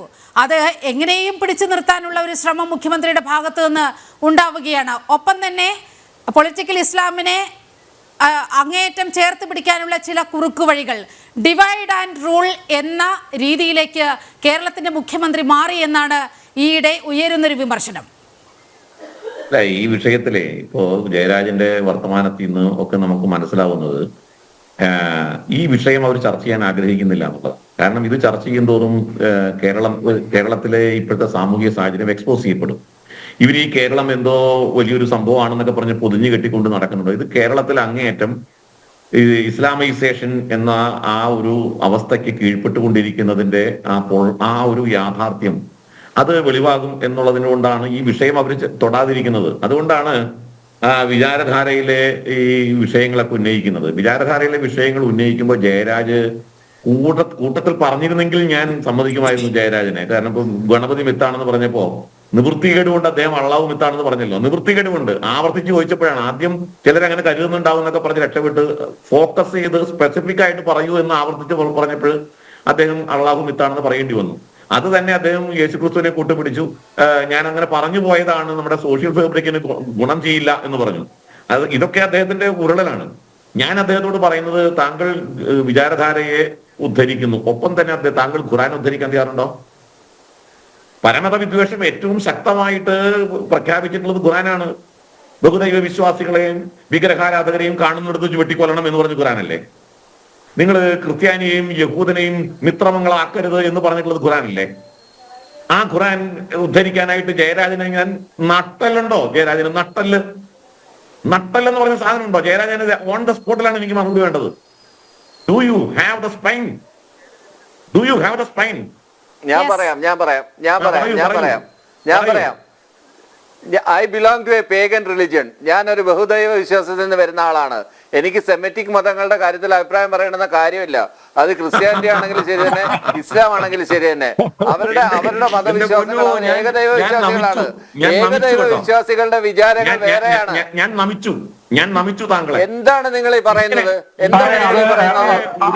ഇന്നത്തെ ജനാധിപത്യ വ്യവസ്ഥയിൽ തെറ്റല്ലേ? ഇന്നത്തെ ജനാധിപത്യ വ്യവസ്ഥയിൽ തെറ്റല്ലേ? അത് തെറ്റാണ് എന്ന് പറയാൻ കാരണം ധൈര്യമുണ്ട്. അതല്ലേ ചോദിച്ചത്? ചെയ്യുന്നതാണ്. അതുപോലെയാണോ മറ്റുള്ളവർ? വഴികൾ ഇന്നത്തെ ജനാധിപത്യ വ്യവസ്ഥയ്ക്ക് ഈ നാടിന് ചേർന്നതാണോ പറയുന്നത്? താങ്കൾക്ക് അതറിയൂടെ? സെമിറ്റിക് മതങ്ങളെ എങ്ങനെയാണ് പേഗൻ റിലിജിയൻസ് ആയിട്ട് കമ്പയർ ചെയ്യുന്നത്? സെമിറ്റിക് വാക്കുകൾ ഈ നാടിന് ചേർന്നതാണോ? ഇന്നത്തെ കാലഘട്ടത്തിന് ചേർന്നതാണോ? കെവിൻ പീറ്ററെ, എന്റെ ചോദ്യം ജയരാജന്റെ ചങ്കത്താണ് കൊണ്ടിരിക്കുന്നത്. 2000 വർഷങ്ങൾക്ക് മുമ്പ് എഴുതിയ പുസ്തകത്തിനെ കുറിച്ചാണ് ഞാനിപ്പോ പറഞ്ഞത്. വിചാരധാര എന്ന് പറയുന്നത് 100 വർഷം പോലും പഴക്കമില്ലാത്ത ഒരു ഇന്ത്യക്കാരൻ എഴുതിയ പുസ്തകത്തിനെ കുറിച്ചാണ്. മറ്റേതിന്റെ ഒരു സെക്കൻഡ് അദ്ദേഹം പറഞ്ഞു വരുന്നത് 2500 വർഷം മുൻപ് രചിക്കപ്പെട്ട ഒരു പുസ്തകത്തെ കുറിച്ചാണ് പറയുന്നത് എന്നാണ്. 1500 വർഷം മുമ്പൊക്കെ രചിക്കപ്പെട്ട ഒരു പുസ്തകത്തെ കുറിച്ചാണ് പറയുന്നത്. എങ്കിൽ അതിൽ കാലോചിതമായ പരിഷ്കാരങ്ങൾ വേണം, ആ മതഗ്രന്ഥത്തിൽ കാലോചിതമായ പരിഷ്കാരങ്ങൾ വേണമെന്ന് ഡോക്ടർ ബി ജയരാജൻ ഒരു സജഷനായി പറയാൻ കഴിയുമോ? എല്ലാ അമ്പലങ്ങളിൽ അല്ല കെവിൻ പീറ്ററെ, അതല്ല ഞാൻ പറഞ്ഞത്. സെമിറ്റിക് മതങ്ങളെ കുറിച്ച് അഭിപ്രായം പറയാൻ ആളല്ല.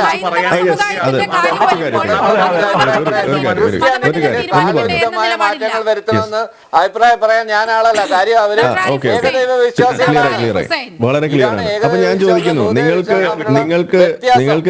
നിങ്ങൾക്ക് സെമിറ്റിക് മതങ്ങളുടെ കാര്യം വരുമ്പോൾ അതിലെ കാര്യങ്ങൾ തീരുമാനിക്കാൻ അതാത് മതങ്ങൾക്ക് വിടാൻ കഴിയുന്നത് പോലെ എന്തുകൊണ്ടാണ് സനാതന ധർമ്മം എന്ന് പറയുന്ന സാധനത്തിന്റെ കാര്യത്തിൽ അത് ചെയ്യാത്തത്? നിങ്ങൾ എന്തിനാണ് അതിൽ ഇടപെടുന്നത്? അതെനിക്ക് ചോദിക്കാനുള്ളത്. നിങ്ങളൊരു ഭരണകൂടത്തിന്റെ വക്താക്കളാവുമ്പോ ഇത് തുല്യമായിട്ടായിരിക്കട്ടെ. ബഹുദൈവ വിശ്വാസത്തെ മാത്രം ആക്രമിക്കാം, ബാക്കിയുള്ള സാധനത്തെയൊക്കെ നമുക്ക് പോക്കറ്റിൽ ഇടാം എന്നുള്ളത് എവിടുന്നാണ് വരുന്നത്? ഇനി ഒരു കാര്യം നിങ്ങൾ പറഞ്ഞു നിങ്ങളുടെ മതത്തെ വിമർശിക്കാനുള്ള അവകാശം നിങ്ങൾക്കുണ്ടെന്ന്. ഞാൻ അത് എന്റെ അവകാശമായിക്കൊണ്ട് ഞാൻ പറയുമ്പോൾ നിങ്ങൾ എന്നെ ആരോപിക്കുകയാണ് ചെയ്തത് എനിക്ക് ആരോ ഫണ്ട് ചെയ്യുന്നുണ്ടെന്ന്. അപ്പൊ നിങ്ങളെ ആരാണ് ഫണ്ട് ചെയ്യുന്നത്? എനിക്ക് അതാണ് അറിയേണ്ടത്.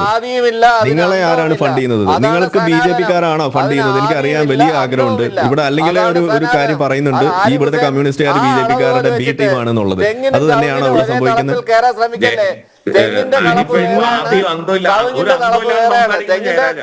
തളപ്പിട്ടുണ്ട് കവുങ്ങ് കവുങ്ങിന്റെ തളപ്പിട്ടുണ്ട് തെങ്ങ് കയറാനും താങ്കൾ ശ്രമിക്കരുത്. നമ്മളെ ഒരു മിനിറ്റ്, നമ്മൾ അസൽ നല്ല മരുഭൂമിയിൽ ഈന്തപ്പന കയറി ശീലിച്ച ആളാ. കവുങ്ങും പനയൊക്കെ നമുക്ക് പുല്ലാണ്. ഓക്കെ, നിങ്ങൾ അതൊന്നും കയറി പിടിച്ചിട്ട് കാര്യമൊന്നുമില്ല. ഓക്കെ, വേറെ വഴി വല്ലതും നോക്ക്. അല്ലെ, ഇതിനകത്ത് ജയരാജ് വല്ലാത്തൊരു ഒട്ടകത്ത് യാത്ര ചെയ്തോളൂ. അതിനകത്ത്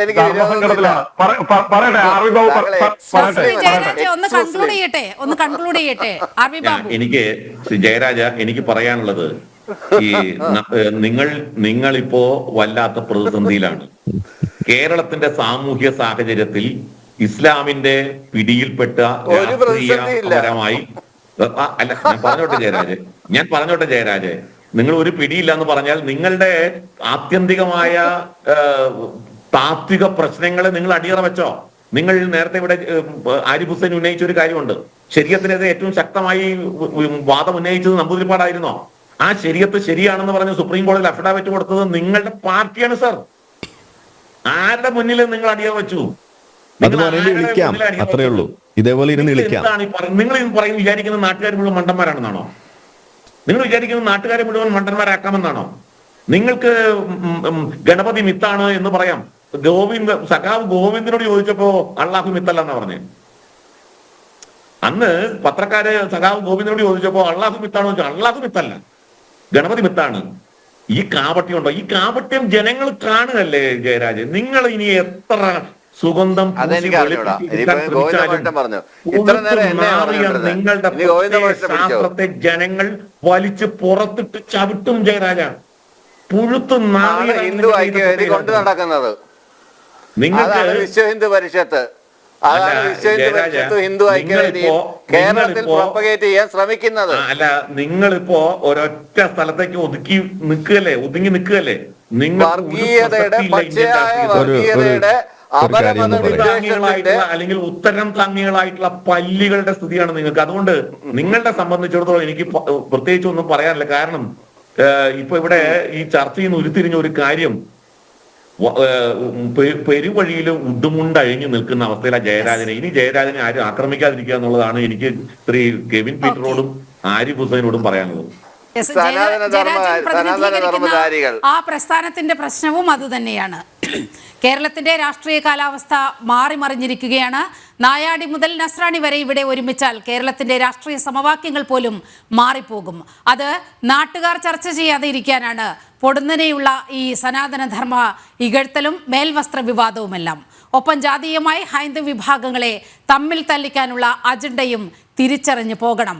ജനൻ ഡിബേറ്റ് ഈ വിഷയമാണ് 1.5 മണിക്കൂർ ചർച്ച ചെയ്തത്. ഈ ചർച്ചയിൽ പങ്കെടുത്ത എല്ലാ അതിഥികൾക്കും വളരെയധികം നന്ദി. നമസ്തേ.